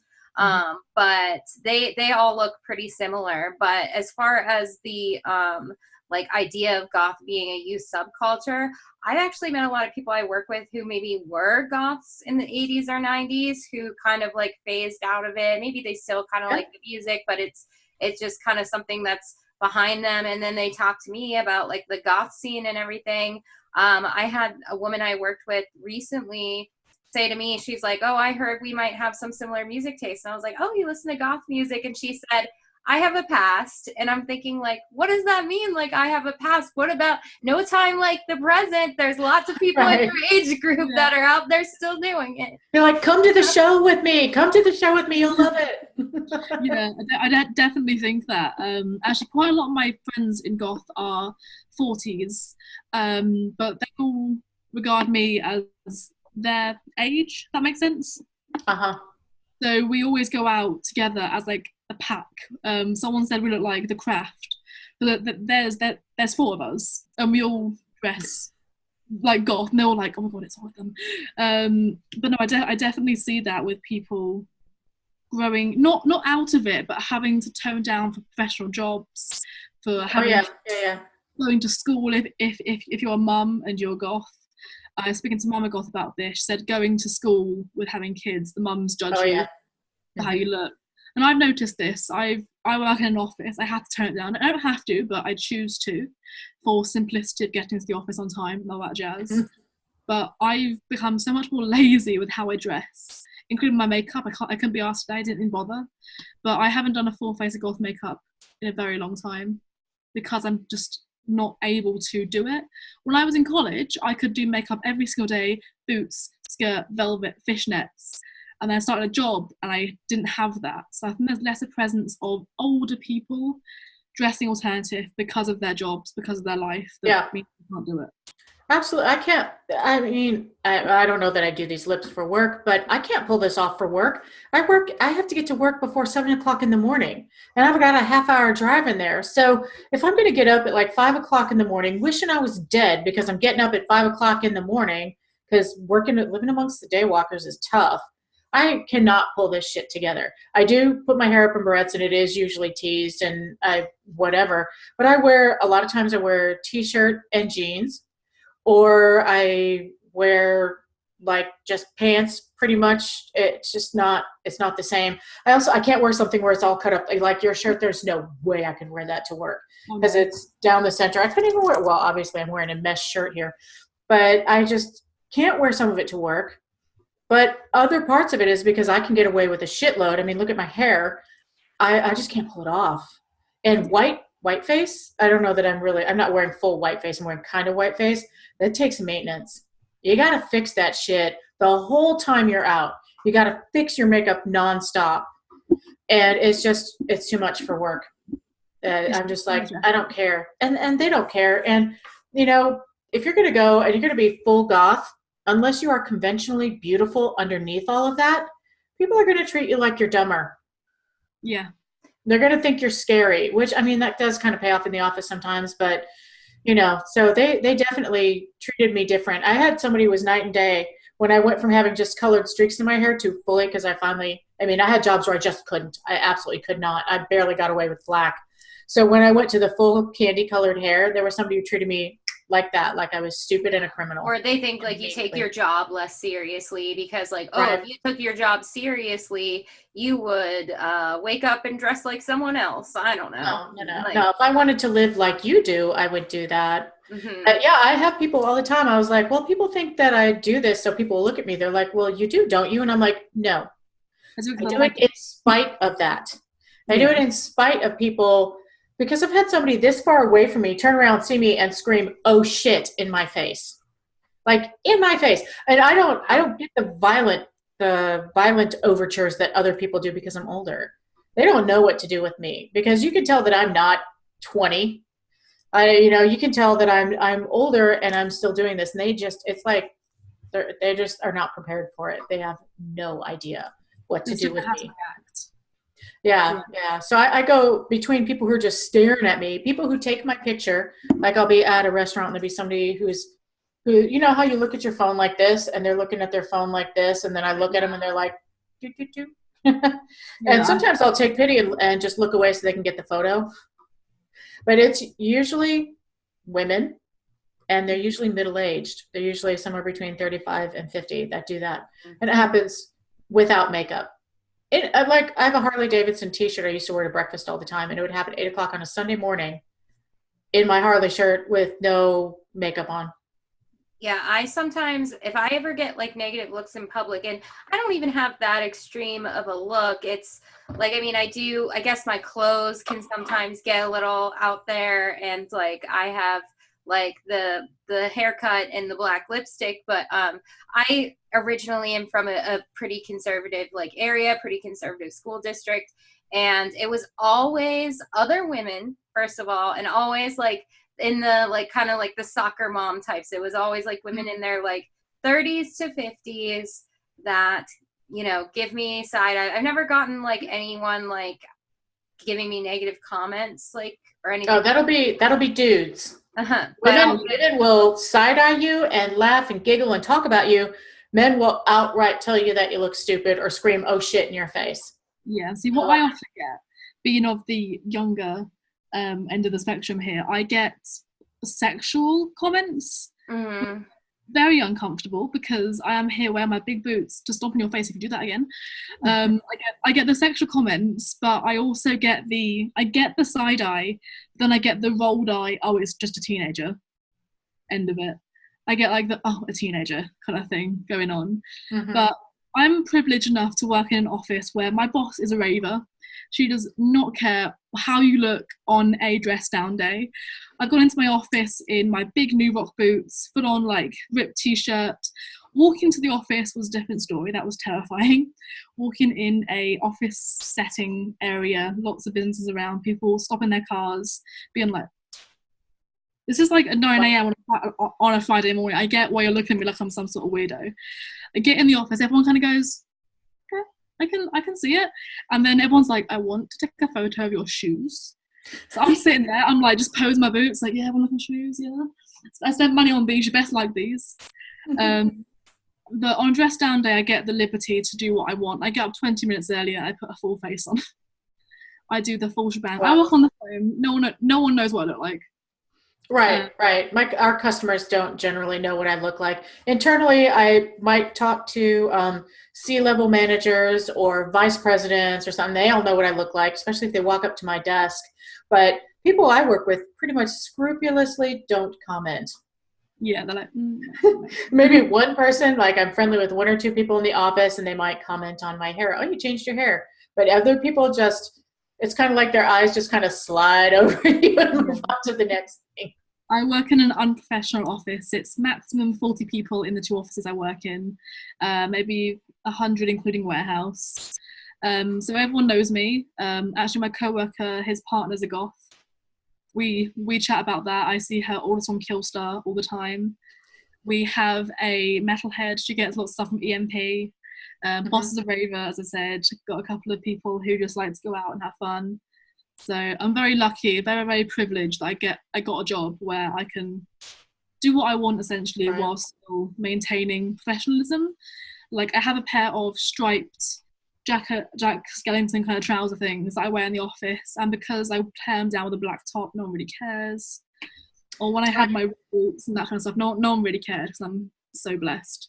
But when I worked in retail, I definitely had crimped hair once, leftover crimped hair, and that was they were like, you have to get that out of your hair.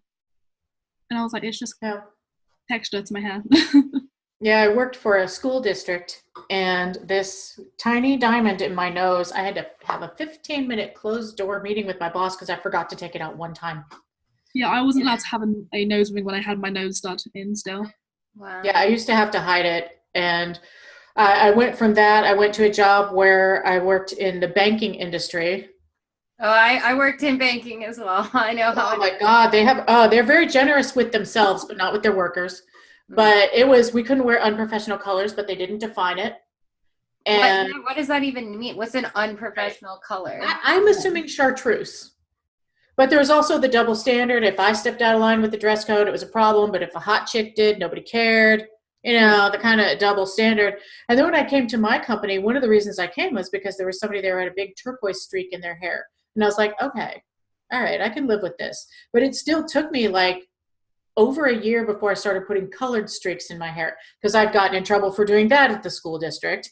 And I finally had settled on black hair. I can't believe I got away with that. And so it's like, there got to be a little bit more color here and there. And just all of a sudden one day I was like, that's it. Just do it. Just do it. So for an anime convention, I had this crazy three-color hair, and I always want it bright.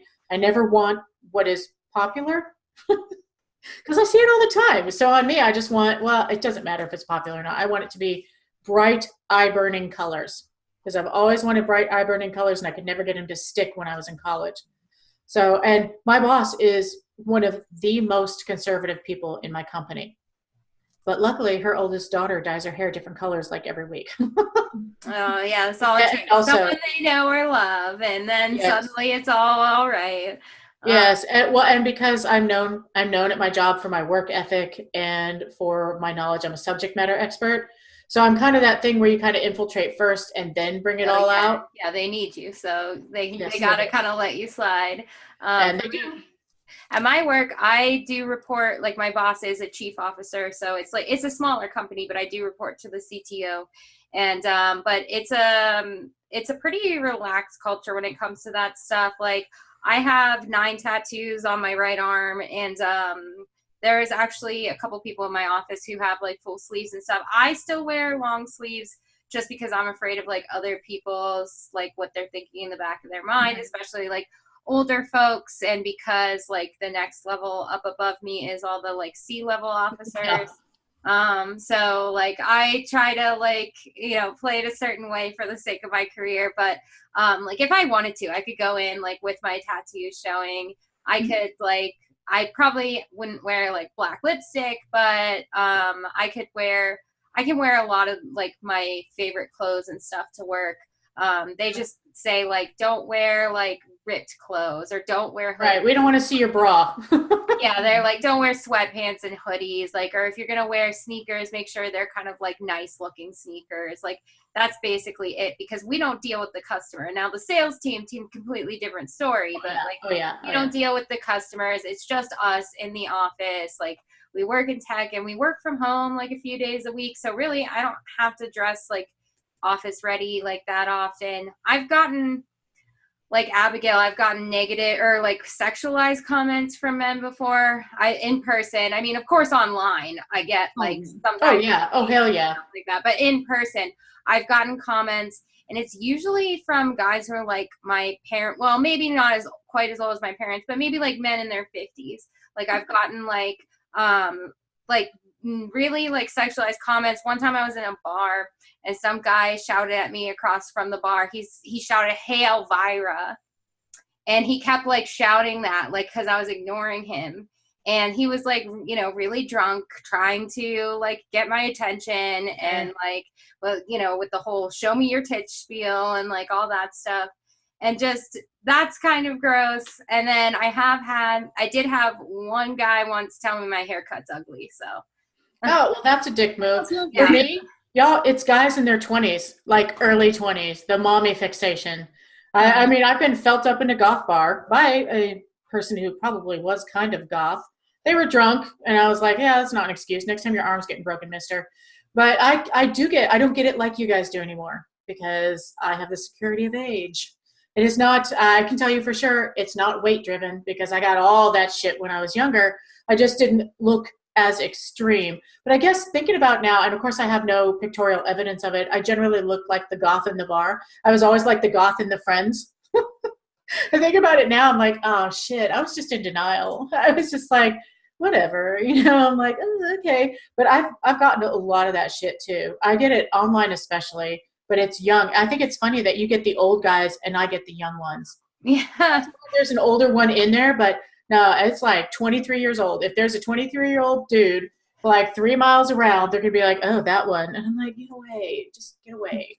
I'm supposed to be invisible at this age. Fuck off. Yeah, I get that. I think I get both ends of the spectrum. Being young, when last summer, I cannot speak right now. Last summer, I went out in maxi skirt, plunge top. You know, like what you wear out when it's too hot to function. I will call it my Morticia Adams outfit. I felt very Morticia. I was loving it. I was walking down the road to a graveyard for a graveyard meetup, and there was traffic, and every single guy along the road leant on the horn and whistled, and I was like, oh, that's the worst when you're like walking and it's someone in a car. That's so nerve-wracking. So scared. Yeah, that's just jerk move. That's nonstop jerk. Mm-hmm. I had a guy like do that on my way to work. I was walking to work from the bus stop the other day. I started driving to work now because I had a mile walk to work from like the bus stop, and I was just done with it. But a guy was in his car like following me, yelling out the window the entire time I was walking to work. Oh, that's scary. I was waiting at a bus stop, clearly marked bus stop, and a guy pulled over and asked if I was a hooker. Oh my God. And I was like, it's 5 in the afternoon on a Tuesday, and this is the bus stop. And he's like, oh, you look like one. And I was like, I'm about to slap you one. You look like somebody who's about to have a black eye. Yeah. But I was wearing a black midi length dress and a bit of eyeshadow, and somehow I look like a hooker. Because he's stupid. Hookers look like everybody else. I mean, they run the gamut. They could look like anybody. What an asshole. Yeah, there's nothing wrong with sex work, but right. A clearly marked bus stop, when I was alone, I felt I was scared. That's scary. Yeah, that's very scary. But now I walk around with a 6'3" metal dude with a big jacket on. No one bothers looking at me. My boyfriend scared them all off, apparently. Right. Well, they're probably still looking. Yeah. And then they catch him looking, and they're like, no. I mean, I wouldn't look at me if I had a 6'3" dude next to me. That just makes me I was still bad. I was like, oh, that's rotten. Yeah, it's just so weird. It's like people automatically assume that you're slutty, which to me, that's a valid lifestyle. You want to be slutty, go crazy. Go crazy. That's awesome. But the connotation, it's not being slutty. It's the connotation of the person saying it to you. Yeah, it's not about you. Being alternative is not an invitation to anything, you know? Right. And that's the assumption. Yeah, I've heard stories of people being asked if they're dominatrixes. I can see the comparison. I can see the black leather and the boots things going on there. I think that I love that look, and I get it, but I don't think you should ever ask someone what their sexual preference is if they're into kinky stuff, if they have piercings down there, just because of how they look. Because you wouldn't go to someone wearing yoga pants and a regular top, be like, oh, do you have piercings down there? No. Yeah, it's just random people. I mean, that's the kind of stuff that you ask somebody if you're considering. Like, if you're considering and they're considering, then you can ask that kind of stuff. Yeah. You wouldn't be like, oh, hey, do you have piercings down there? Or hey, my name's Bob. Do you have clitoral piercings? Yeah, or Goth. like, Yeah. oh, let's like, where else do you have pierced? Or like, are Time you, and a place. yeah. I mean, like maybe if we're gonna hook up, ask me, but don't ask me if I just met you for the first time in my life. Right, right. I used to get that as a redhead because I'm a natural ginger. People oddly Oh, don't do the believe. carpets match the drapes? Yeah. Let's have Oh a my thing. God. Oh my God. So many. Is it true what they say about redheads? And so I had to, because I didn't know. I really didn't know. And I'd be like, what do they say? And they start pretty much chewing off their own tongue because now they're embarrassed. And Yeah. I'm just like, we just need to think of some of those comebacks of that goth bullshit. Is that pierced? Da, da, da. Well, why do you think it's pierced? Is yours? There's Yeah. got to be some kind of comeback because that is so fucking rude. It's Yeah. very objectifying. And no matter who you are or why that kind of thing is done, it's intensely objectifying. And people really objectify goths. And I think a lot of it's because they think it's just looks. They just think that you're this weird looking person who listens to metal. Yeah, it's this whole goth girlfriend thing that's going on. Yeah, because they're like big titty goth girls. I was like, well, maybe goth girls in and of themselves are a little bit more comfortable. Not all of us, obviously, with our sexuality, and maybe we like the aesthetic of something lower cut sometimes. Yeah. And that's always, it's those dudes who think that everything you do is for them. Yeah. They're wrong. I dyed my hair red in college, and someone did ask me that. Some douchey guy asked me, "Do the carpets match the drapes?" when I had the red hair, and like that's a pretty like gross thing to say, but it's just, and like it doesn't even have to be about like sexuality and stuff like that, because different cultures have different ideas about like what's like sexual and modest. Yeah, like modesty absolutely. one culture is different to another, and just like in goth, sometimes the ways that goths express themselves, it's not seen as a sexualized thing so much as just like a trend within the scene. Like this is something that, like, lots of goths wear to the club, lots of us dress like this, and it's pretty normal to us. And for someone to take it as sexualized, it's okay to associate certain looks with sexualized things, but then when you ask someone out of context like very inappropriate sexual things, that's when it becomes a problem, when you're almost taking someone's looks as an invitation to sexual behavior. Yeah, I can definitely see the parallels. I mean, corsetry, stilettos, big boots, fishnets has all got a very close, and even collars has a close association with sexual identity. I love all those things I've just listed, and I see people who love to wear them and people who don't like to wear them. I get it's a part of it, but like you say, time and place. If you're at a restaurant or even at McDonald's and someone's wearing a collar, don't go, oh, hey, are you into BDSM? Or, oh, do you want to put a leash on that? I think so rude. If you're at a kink club, go ahead and ask them if they're into that, because you're at a kink club. Yeah, or there's groups online for that where like you can do that kind of stuff. Like find the place where it's okay to like ask those questions. Don't ask someone in an inappropriate setting. Like it's really gross. And I think it's kind of interesting that, Michelle, I do think that's interesting about the younger guys like getting weird with you. Glad to know I can look forward to guys not in my age range being weird for the rest of my life. Yeah. And I'm just like, why do you think you have a chance? I mean, what are you thinking here? What are you thinking, dude? The older we are, the more we want a little bit of mental stimulation, dipshit. Yeah, I do sometimes get teenage boys message me online now, which is like a weird thing. That's super uncomfortable too. Yeah. There was a guy who said he was, kid, whatever, like who said he was like 17, who messaged me on like Discord at one point, and like I just like I didn't respond to it, but like that's so uncomfortable. It's like you can't just like go and message like adult women. I don't know. They can. It's uncomfortable. I mean, they can do it, but it's really uncomfortable because it's almost like, do you tell this person like I'm an adult, like you can't, like you shouldn't be like messaging people like this, or do you let it go? Like especially when it's someone like that, like young like that. If I were like older and it were someone in their 20s, I'd just like tell them like, leave me alone. Don't bother me. But like, this is like, for me, sometimes I do get like kids send me inappropriate messages online, especially putting myself out there on like Instagram and stuff like that.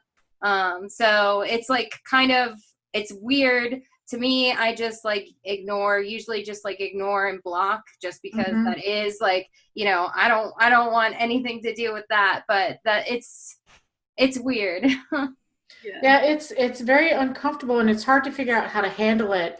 And I think that generally just ignore, and depending on how gross it is, blocking is probably the best, because when I've tried to engage people, trying to teach them that this is rude. I mean, if they're like 13, you might have a chance. A 17-year-old boy, you might have had a chance, but generally they're just going to come back with vinegar and piss. They're just going to come back and insult you.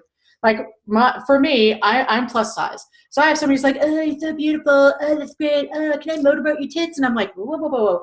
What the hell's wrong with you? No, you can't do that. And they come back with fat bitch. And I was like, no, that's an invalid insult, because you were just all over me here. And it's just weird. So I just generally don't engage. Yeah. I'm like, I don't need to hear your crap. Something that I get often is because I like shoes. I like funky, weird shoes. Nothing against people with a foot fetish. I just think it's the same as any other person. It's like saying to someone, I want to hold your tits. Yeah. I mean, like, I think some people give people who have foot fetishes a pass because it's not overtly sexual, like breasts, like a butt, but it's still like there's a line. Again, if that's a situation where it's acceptable to do that, go ahead. But if it's on my Instagram, where there are people who are under 18, where there are children on there, please. I get that the shoes are good looking. I get it. I understand, but. Yeah. It's just, it doesn't matter what the fetish is. If they have this fetish and you're putting a picture of your shoes, and they're like, oh, I want to hump those shoes. I have had people ask me to do dating sites, very interesting, crazy, scary things, but it's just, I don't know. There's somebody out there who can sexualize anything. Yeah. Oh yeah. Block, blockity, block. Because I block that shit on my YouTube because I don't want my subscribers to have to see that. Yeah. I don't want them to feel like they have to come to my defense when someone's being a real jerk. Yeah. Because they're, you guys have subscribers, you know that your subscribers are going to come to your defense.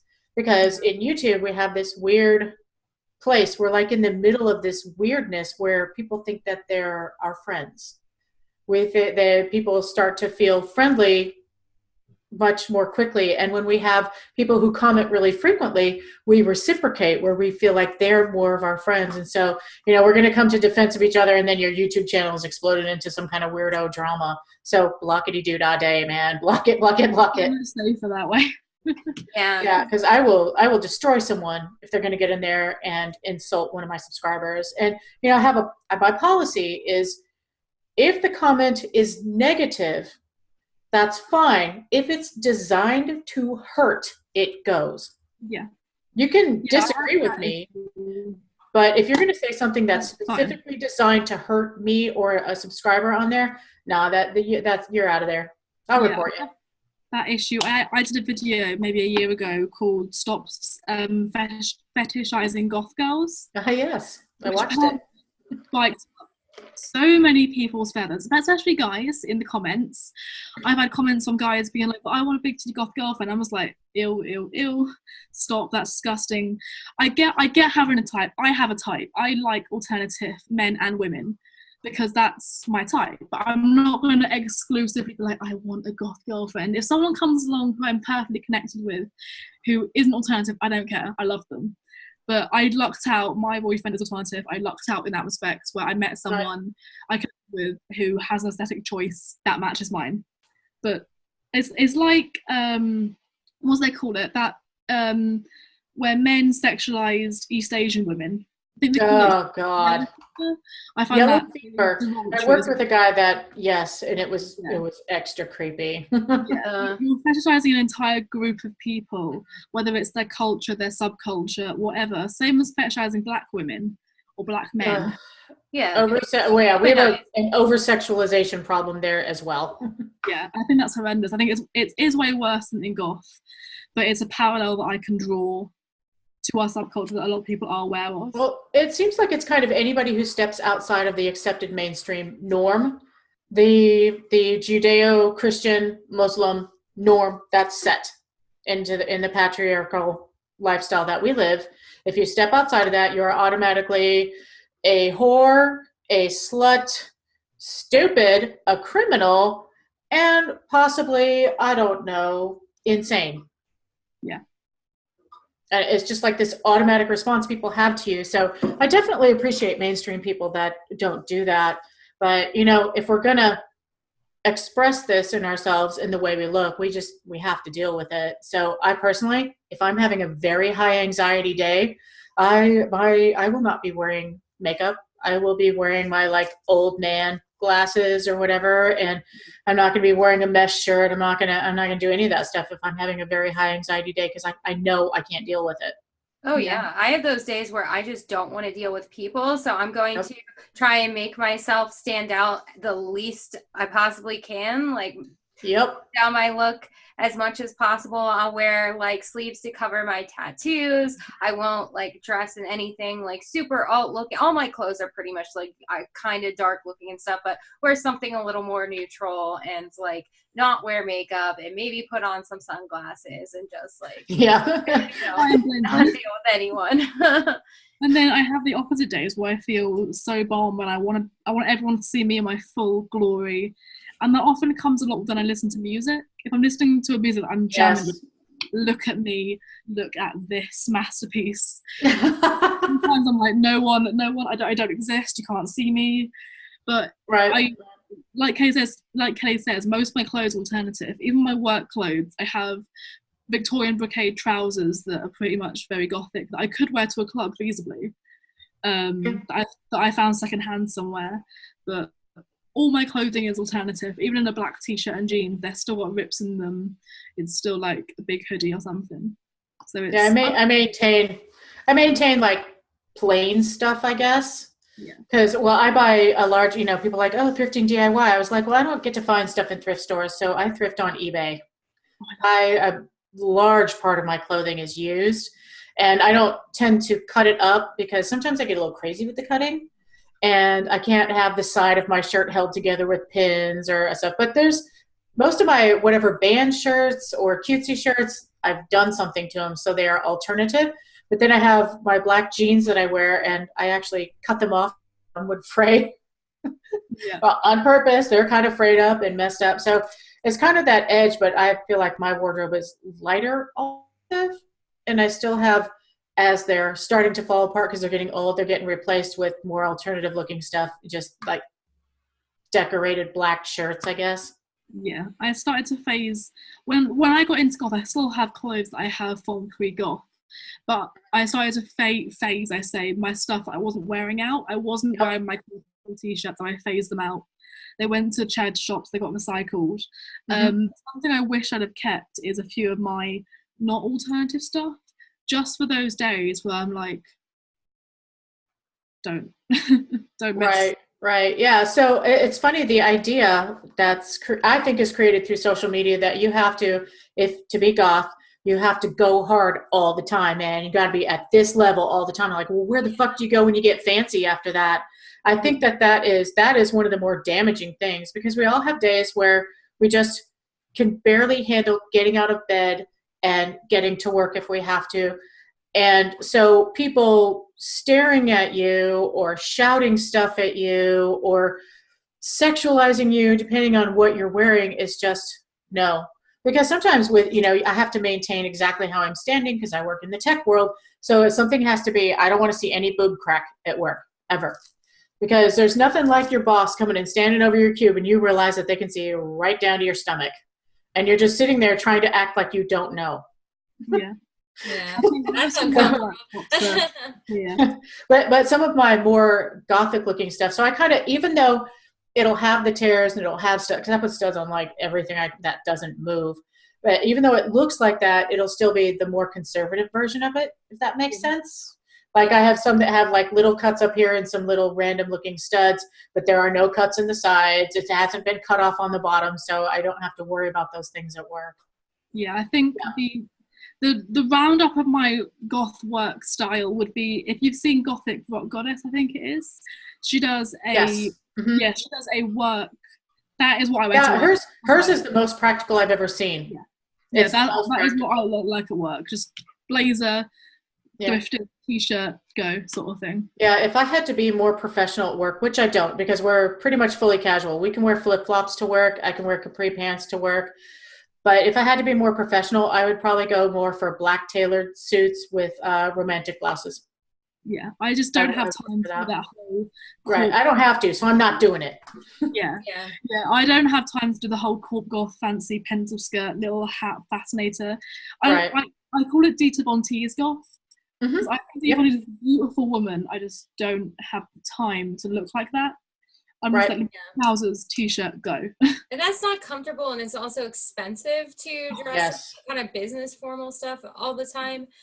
For me, like at work most days, like I do dress usually like business casual. It's not casual, but I'll wear like a comfortable dress, usually like a long black kind of flowy duster cardigan, black leggings, and boots. And that's like usually like what I wear to work. That's my typical go-to. Yeah. Or sometimes I'll wear like black kind of like skinny pants and like a blouse and a black cardigan or something like that. I'm blessed enough to live and work in an area that has a lot of office workers. So I can go to a thrift store and I can find office appropriate clothing in my size for £2 a pound, pretty cheap. And then I also have the bonus that I don't have to dress overly formal. If I worked in accounts, which are downstairs, and it's accounts and something else, they can dress t-shirts, leggings, they don't care.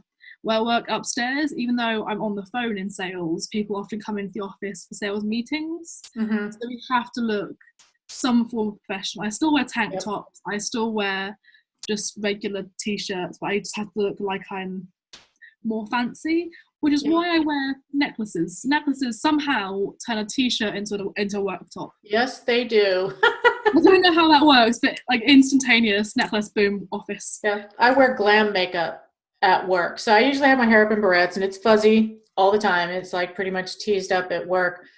But I wear glam because I just love makeup. I have a pretty good size collection. So when I go to a goth club, I look a lot like this.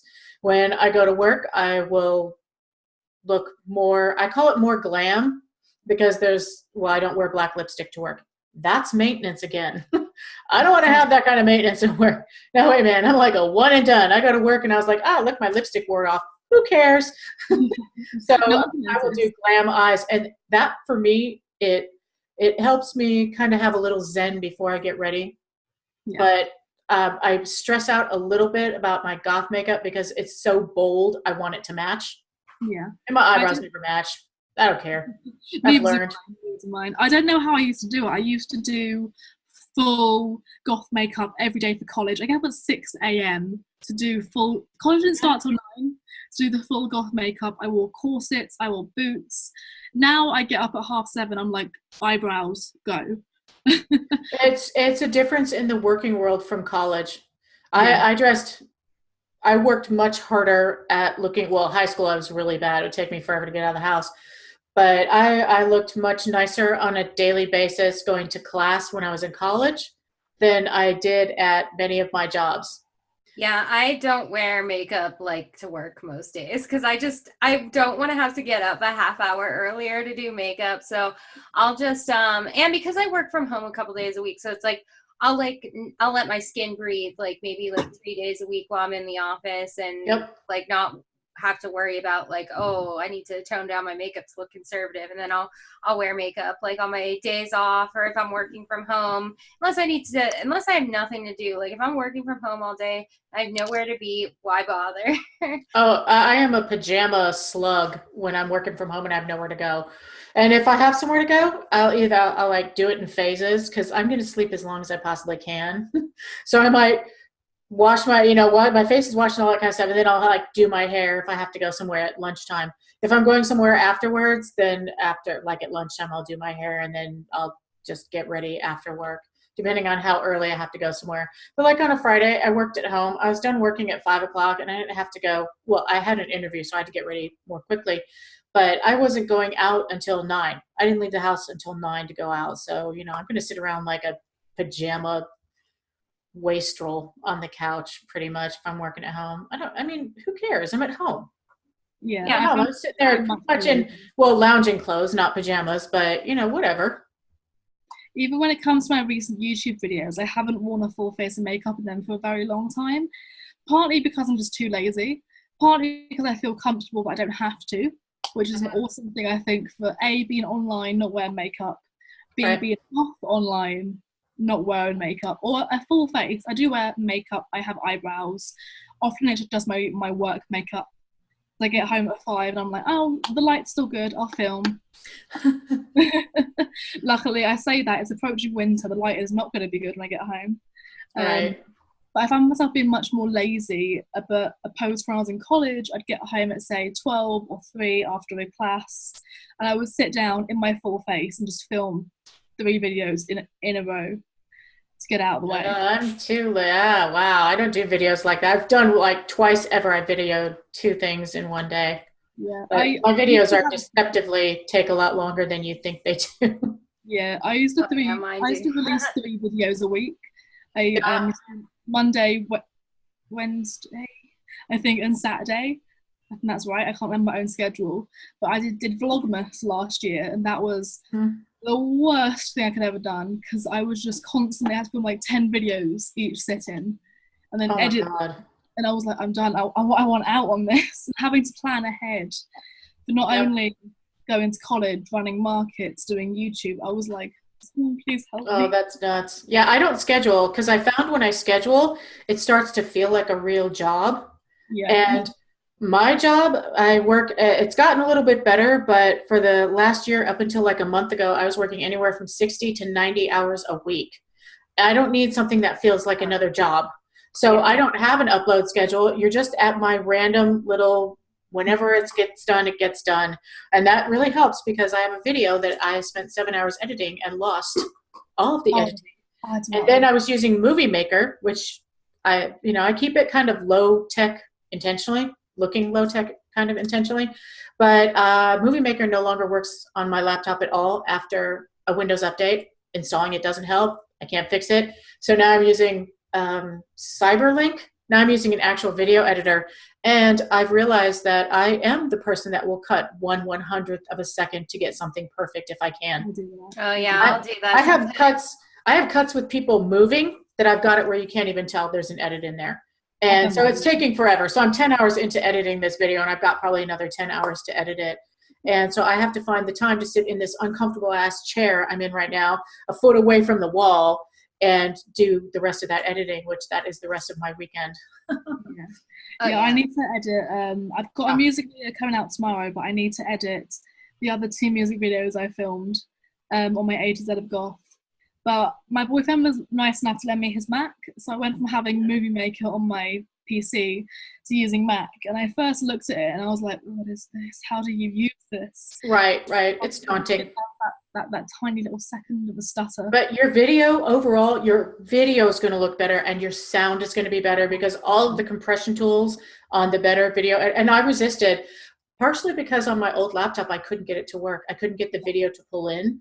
One cut would shut it down. And then I'm working on this one and I've lost Movie Maker, and then my Cyberlink starts shutting down on one specific cut I'm trying to do over and over. I got past it. But I was like, oh my God, now Cyberlink doesn't work. Oh, that's where I go. But it's, it is what it is. I had a notebook, which is the lowest, can't get anything on it sort of PC. And I put one 10-minute clip on there and it was like, I'm not loading this. Yep. So I had entire videos corrupted that I've sat there for 3 hours editing. And I'm like, don't know. And then I try and reload it and it's lost. I'm just sitting there like, my video. But I had to schedule because if I don't have a schedule, I'm not going to film.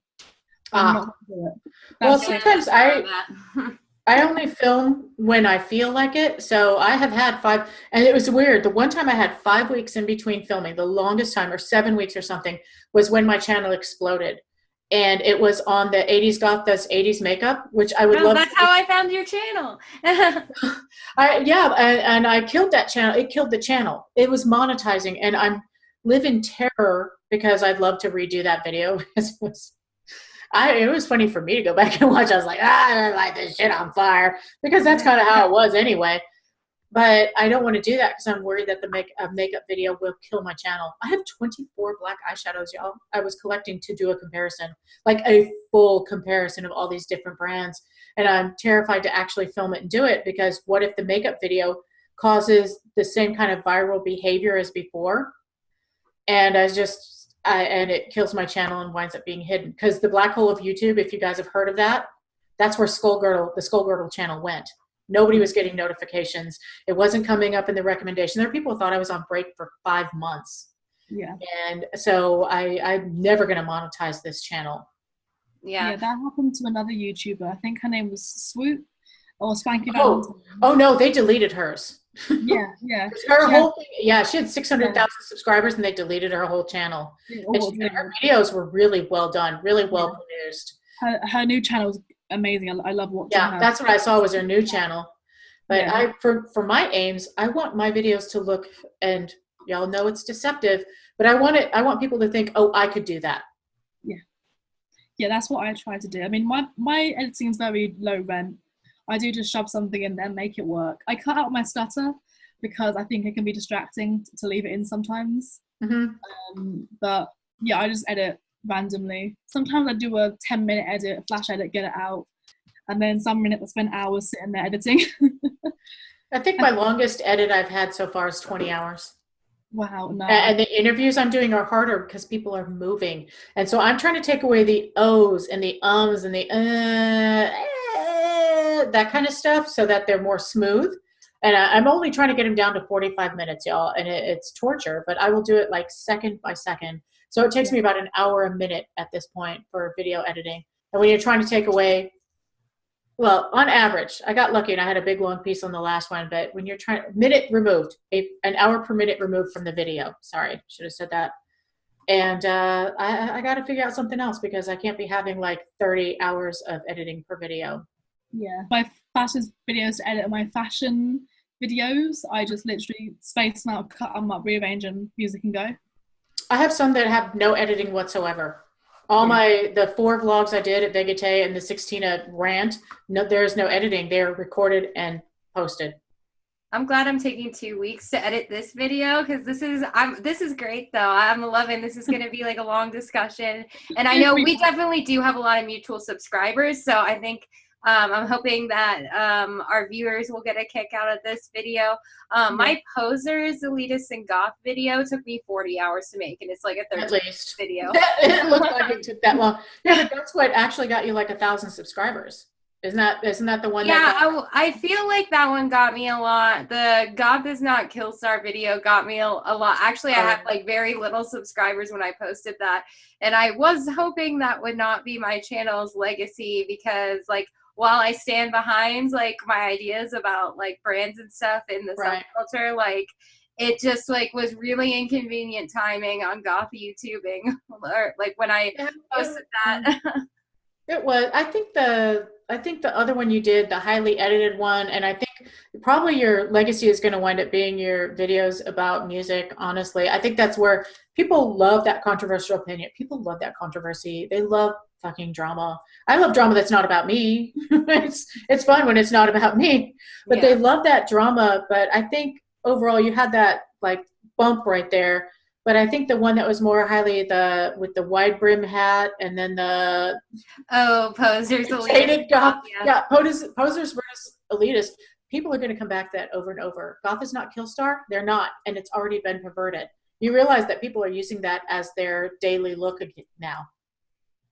They put that tag on Instagram, and it's like they're. Yeah, well, ATAC started the tag. He came up with the tag. I was the first one to like Caroline and I all like posted stuff about it at the same time. We kind of like coordinated. Right. And it's an important thing to make, but it's kind of like Black Lives Matter in that it's an unfortunate saying because people perverted it. Yeah. And I watched people were perverting it right away. So I did a tag on an Instagram. I did Goth is not Killstar, and I took a screenshot of my Bandcamp. I was like, this is the meaning of this fucking tag, people. Yeah. But there are people who are doing their outfit of the day on there all the time. Well, same exact shit they'd be doing with their Killstar. Yeah, it's funny. I actually own like plenty of Killstar products, like, and I was never telling people like not to buy the stuff they want. Yeah, they didn't get it. Yeah, I tell people, I just explain it to them. You shouldn't have chosen a specific brand. I was like, oh my God. No one would have paid attention if we said something else. None of us had like a huge following at the time. Right. Like we don't really have huge followings now, but I had like 200 subscribers at the time. So it's like, this is going to get people's attention and they're going to listen to it, but it got people's attention and they just didn't listen to it. I don't know what my first, I don't even know what video that exploded my channel was, because I haven't exploded. I've been on YouTube for a year now and I've slowly built it up. I'm not sure how you guys, what was do you remember the first video you saw with me? Probably not. I'm trying to think what the first one. The fashion one that you were talking about. You talked about the first one I saw of yours recent in this discussion. Yeah. Is it the fetishization one? Goth is not your fetish? Yeah, like don't fetish goth girls. Yeah, I think that was it. I think that was it. And well, Kelly, I watched your first video. I don't even remember what it was anymore. I did the goth tag first. Yeah. I still like the goth tag. But Michelle and I were already like chatting in the Cemetery Confessions Discord. So like I posted and I was like, hey, because you had encouraged me because I said I'm thinking about starting YouTube and you were like, do it. And I was like, I did it. Right. The more the more the merrier. It's a bunch of opinions and stuff like that, but the more of us that are out there saying those opinions, the more variety there is for people to see and the more reference there are. Because I watched a lot of Black Friday. I watched her in the early videos. I'm not big on transformations or outfit of the day. I don't really watch those. I can look at a picture. I don't need to see a video about it. I don't care to see your wardrobe. I see that when I go out and stuff like that. But I kind of wonder, what is the burden of being what people consider the goth? That's got to be crushing. So I'd rather be kind of in the smaller side. Plus also I'm like really getting my channel to where I want it, because it's really kind of I'm trying to fill voids that I see out there. But sometimes I feel sorry for those bigger channels, because I'm like, the small amount of people we have that are giving us shit, they have it times 500. Oh yeah, definitely. They have like people wanting to sponsor them, they get the sponsors, they're making the money, which they should be doing. Right. They should be getting money for what they do. And then people are shitting on them for wanting to make money. But they're not making that much money. That's part of the thing with Killstar is they should be getting cash money for that shit. Yeah, no, definitely. Like 1,000 per video. Yeah. I've had brands contact me, like even at the size of my channel. I've had them like offer like, oh, we'll send you this if you like make an Instagram post or like make a YouTube post. And I gave them a rate per view. And I'm like, you got to pay per view if you want me to advertise a product, because what happens if you send me like a product and a year from now I have subscribers in the 6 figures and suddenly that video is getting, way more views. And you only compensated me for that certain amount or for like in product. Plus, you give me a box of candles. Product. I would not do a video for a free product just because like I have a good job. Like if I want something, I'll buy it.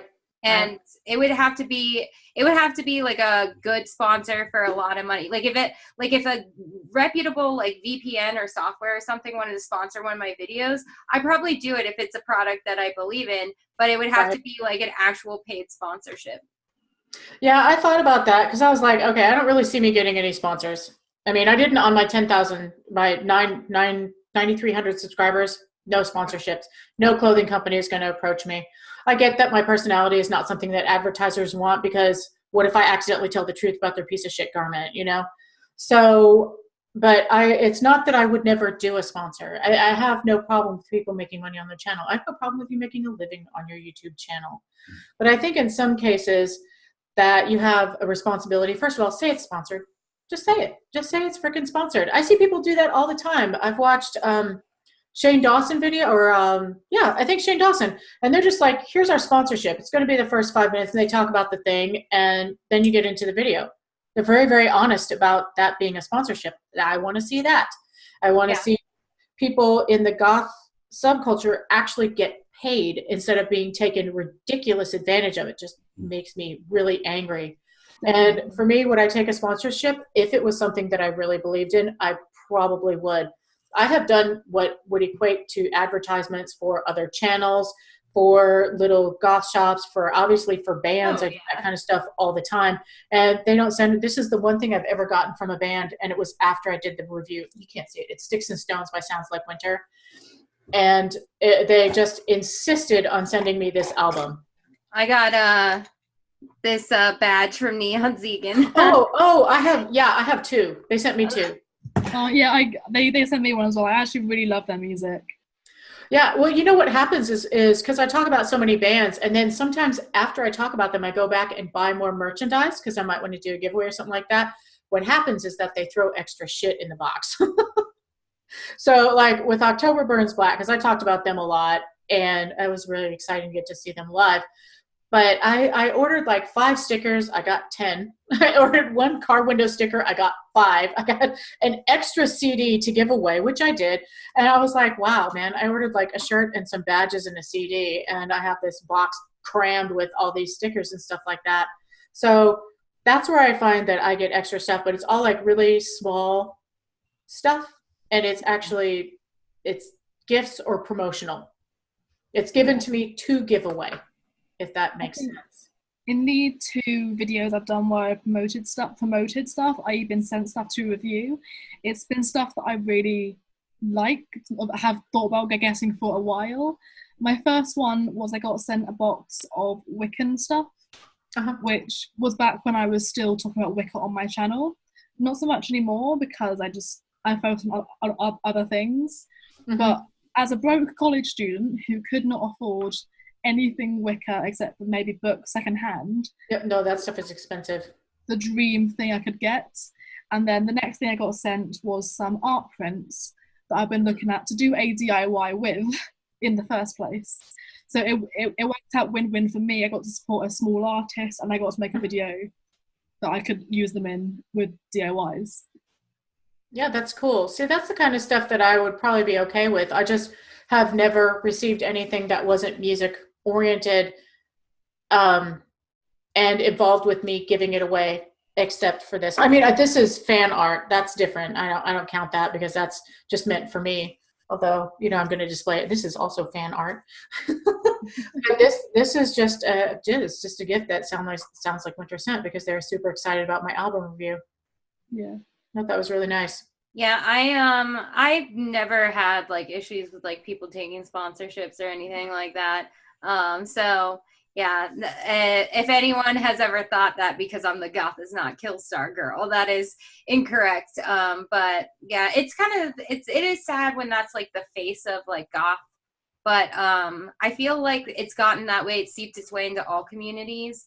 Yes. Like, the gaming community on YouTube, definitely the beauty community. Like the beauty community is like the worst with that stuff when it comes to like the certain brands are always pushed, and like all the channels are pushing the same brands at the same time. Like this new palette dropped, every single beauty channel is going to do the same video on the same palette.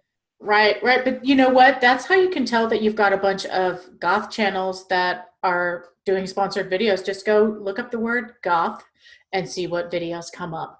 And all of a sudden you'll see within a week of each other 5 Killstar videos on like the biggest ranging down channels.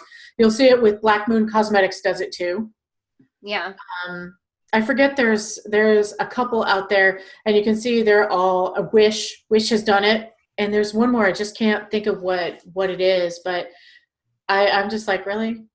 Punk Rave does that. Punk Rave, that's the other one. Punk Rave. I have Punk Rave stuff that I like. It's good quality. I've heard that. I hope they're paying those sponsorships, but I guess I'm betting it's well, the thing is, Punk Rave isn't the one that actually sends the products, because Punk Rave is a wholesaler. So it's like the Punk Rave retailer. So there's like punkravestore.com. There's punkrave.ch. There's like a couple different Punk Rave retailers. I had no idea. They send the haul. So Punk Rave themselves are a wholesaler. They manufacture products. I try to buy those things like eBay, Poshmark, Depop, just partially because it does save money, even though, I mean, I could afford to buy them new if I wanted to, but like, I'd rather buy more. I'd rather have more clothes than spend a bunch of money to buy them new. So I'll look for like secondhand ones. But yeah, the punk rave stuff, I've been told by subscribers that they're fairly ethical, but I don't know because heard that, they're in the same camp. I heard that about Restyle as well. They're all in the same camp as like some of the other retailers. So I'm skeptical. Like I recently this past year stopped buying Killstar after I found out about like the art theft, like all the art theft stuff, just because I can't get behind that. And, you know, I found like a lot of like Etsy shops and stuff that sell equally as nice of products in a similar price range, and they're handmade. Yep. And they're actually better quality, like as far as durability. Yeah, I usually go for Etsy when I can, but there's pitfalls in Etsy too, because you do have quite a few Chinese sellers that are in there selling things as handmade, and they might be, but it's kind of like a home sew shop. You know what I mean? It's not the same thing as handmade like we think. So I look for stuff like that as well on Etsy. And one of the reasons I buy used stuff is that we don't need yet more fast fashion in the world, just creating more pollution and stuff. So if I can find it used, then there's also the double whammy of the fit problems that we have. Because in plus size, you can have some really bad fit, and the only options we have for so much is online. So we can't try it on. So we're stuck. And I got from Good Goth, which is just like an online, I bought 2 items. One fits like it was made for me, and one is one of the worst fitting blouses I've ever used. But the construction was flawless, beautiful. But the fit, there were empty spaces this high. The arms were this high above my arms for the armholes, like empty space right in there. It was the weirdest. I fixed it. Took a lot of fixing, but now it's a bolero, a fancy one. It's weird. Nice DIY. Yeah, and I don't film my really hardcore DIYs. I don't film. Yeah, and that's another nice thing about buying stuff secondhand is that if you want to DIY it, if you want to kind of try something new that you've never done before, you don't feel as bad if you didn't spend a lot of money on it and it kind of doesn't turn out the way you wanted it to. Right. I think actually most of my wardrobe, I'm going to say 90%, even 95% is DIY. Mostly because when I was buying more clothes, I've recently stopped and don't need any more clothes. I was a broke student. I didn't have a job. I was living off. I lived at home, so I still live at home, but I sold things through Etsy. So I'd get £30 here and there from what I sold on Etsy, and that's what I'd make my wardrobe out of. I have to buy my bus ticket, and then I'd have to. £2 was a lot for a t-shirt, even though it was secondhand. So even if I went into a cheap store like Primark, which I guess is your guys' Forever 21. Oh, okay. Yeah, I still couldn't afford that. That was still too expensive. So secondhand was another option. And then I got a bit older and I was like, wait, this is not ethical. They're not ethical. I'm going to thrift shop everything. So now it's either thrift shopped, secondhand, eBayed, or occasionally when I need something, I'm like, I gotta get it, I have to get it, I will go and buy it. But I'll try and find it as ethical as possible. Yeah, that's the nice thing with secondhand. I mean, there's a lot of nice things about buying secondhand, but when you're buying clothes secondhand and there's a secondhand clothing market, that means those clothes aren't going to end up in a landfill. So that's always good. I love Depop. Depop's now my new favorite thing. I love secondhand charity shopping, but you don't know what you're going to find. But on Depop, I can search red leather jacket size 12 and get a red leather jacket in size 12. Yeah, I just like Depop. I like natural fibers. I don't want to wear polyester. I mean, I say that with a nylon shirt on, so yes, a little hypocritical. But I want cotton, I want silk, and I want rayon, and that's all I really want. So I go and find, and sometimes that stuff is really high end. Like it's really like, if I want a silk, I bought a silk tank top on eBay, and it was $30 on eBay used. It was Eileen Fisher. It's $100 tank top. Why would you pay $100 for this tank top? And then I put some lace on it and made it, well, what I wanted to do with the tank top anyway.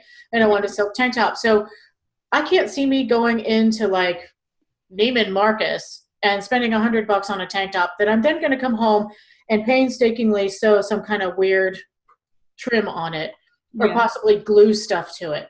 There's no way in hell.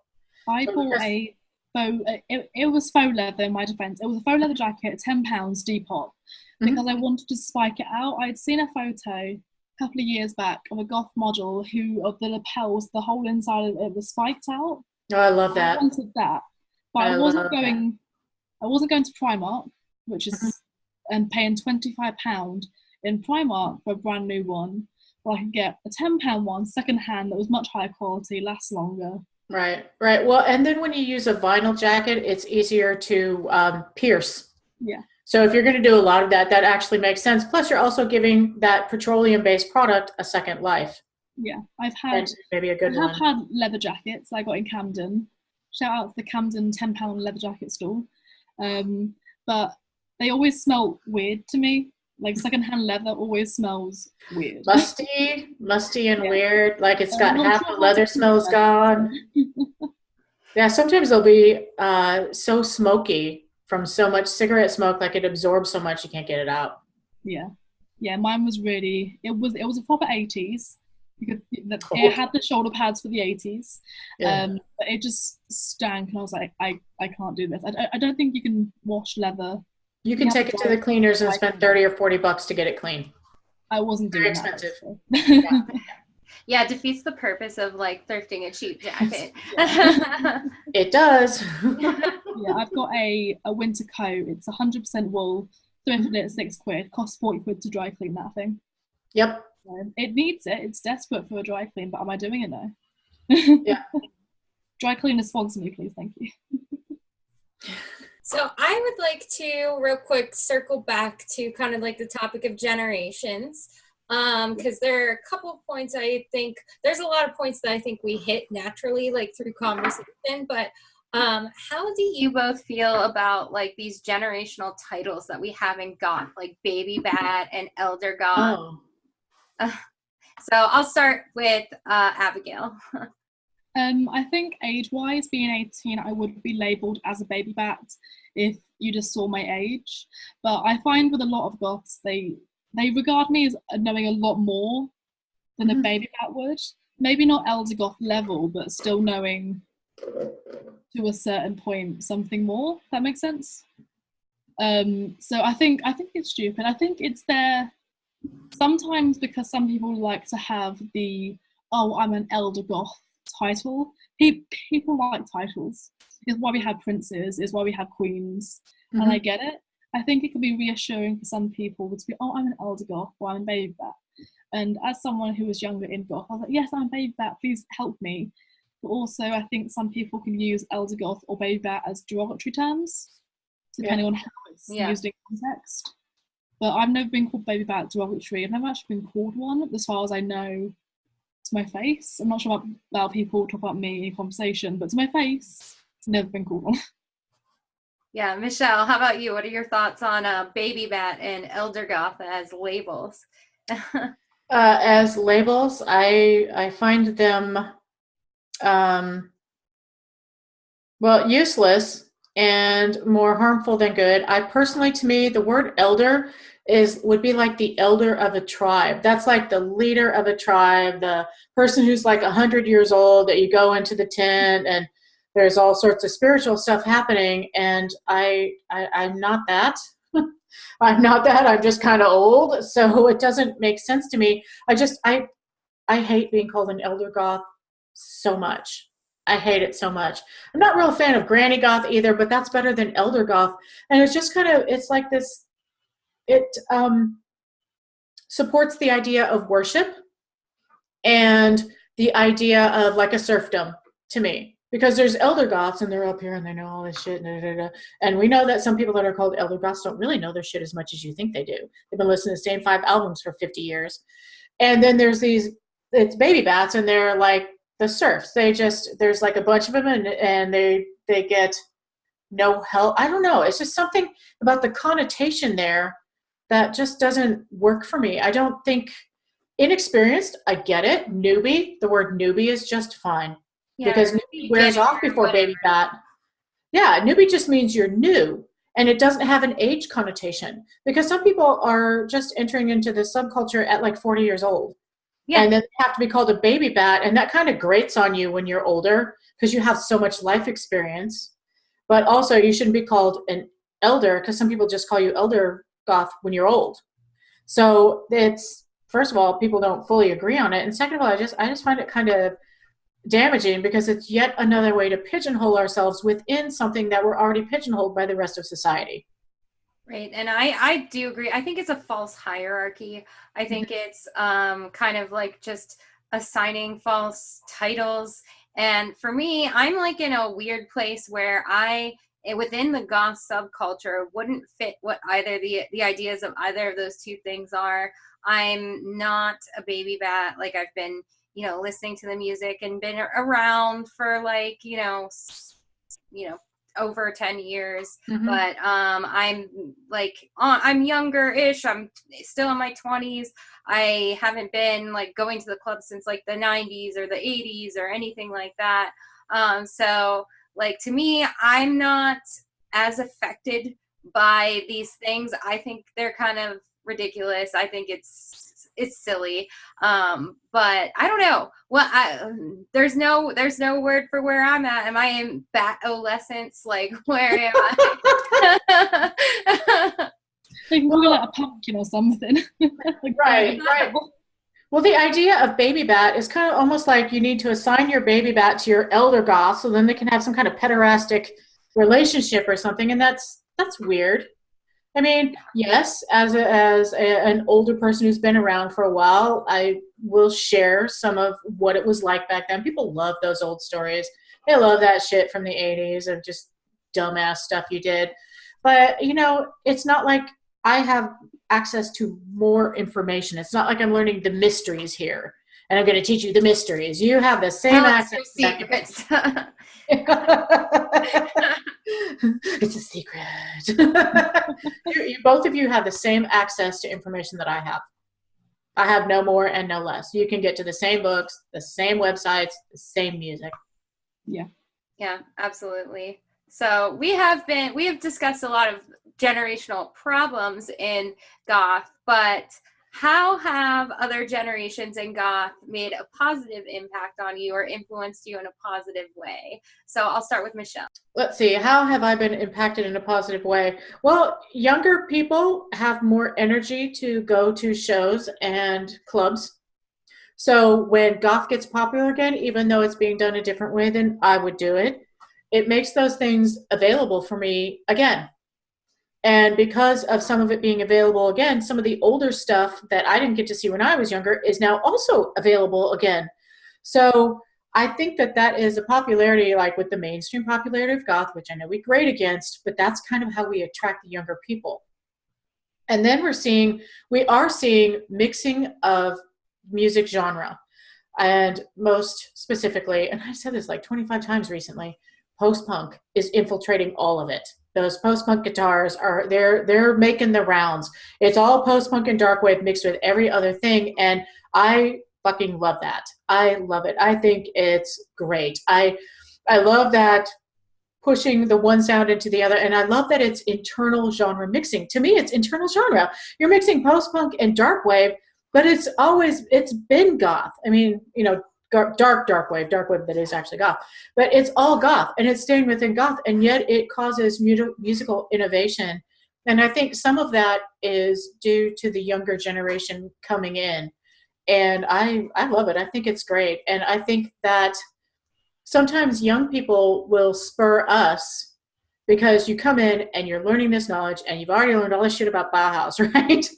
And I'm like, oh yeah, I live that. Oh, maybe I should read up on that too. I mean, that's a band I'm naturally interested in, but So then there are more resources available, and it gives me the opportunity to go back and look at some of the stuff that I love because I'm seeing it through new eyes. I'm seeing somebody who is 30 years younger than me loving the same stuff I loved, and for me, it was more convenient because they had radio play back then. They don't get radio play now. You're not going to hear Bela Lugosi's Dead on the radio, like driving to work, listening to AM station, morning station, whatever. So when a young person comes and they're like, oh, I really love this song, and all the older people are like, it sounds so cheesy. it kind of gives you a fresh eyes and a fresh perspective on something that you loved. And then we're also building on it. So while the musicians who are doing all these cross genre are not necessarily young, I feel that young people seeing what we loved when we were younger is giving us fresh eyes and fresh ideas and new ways of putting it together. And I think it's fantastic. I love it. Abigail, how about you? How have other generations positively impact you in Goth? It would be obvious if people weren't there before me and continued going, I wouldn't be here. But also in the way that all of my Goth friends are a lot older, and they have helped me navigate my way around the Goth subculture. As a new person, especially someone who doesn't always deal well with lots of people, lots of new people, there's that anxiety there with making friends. It's been nice to have even just one person that can introduce me to someone. I think that whole side of having other people introduce me to it, and that kind of way of, just being introduced to new stuff and kind of in the taking the lead role. All right, well, I will kind of give my take on this and then we can wrap it up for the video. So for me, I've had a little bit of experience with both older and the Gen Z, the younger generation. So the Gen X and even some boomers have been like really helpful in helping me discover the music and learn kind of like how the club culture has shifted like over the years before I joined in, and have really given me a lot of valuable insight. So that's been great. Of course, you always get some jerks online who like talk down to you for your age if you're younger, whatever. But in real life, I've never had that. It's always been very positive experience. And with Gen Z, the younger generation, it's actually giving me the opportunity to be able to give recommendations and say like, oh, you're getting into Goth, here's where you should start. This is what you should do. And it helps me become more knowledgeable, because being able to explain it to someone else reinforces my own knowledge. So I think I've had very positive experiences with other generations across the board in Goth. So it's, even though there's always going to be tension between generations, I do think that generational divides are lesser than Goth in the Goth community, just because we do have so many like common interests. We have so much common ground, and usually out in the general population, your common ground, your peer group is age-based or where you're at in life, whereas in the Goth subculture, your peer group is more based around similar interests and this music and this community, and so much that's happening, and age isn't so much the common ground or the peer group so much as those other things. So I do think that generational divides are overall lesser in Goth. Yeah, definitely. Agreed. So, Abigail, I know it's very late where you're at, so I think we can call it a wrap on this video. Thank you both so much for coming on. Again, I will link both of your channels in the description of this video. Everyone should go check them out. Thank you, everyone, for watching, and I hope to see you in my next video. Yes, thank you for having us. Thanks for having us.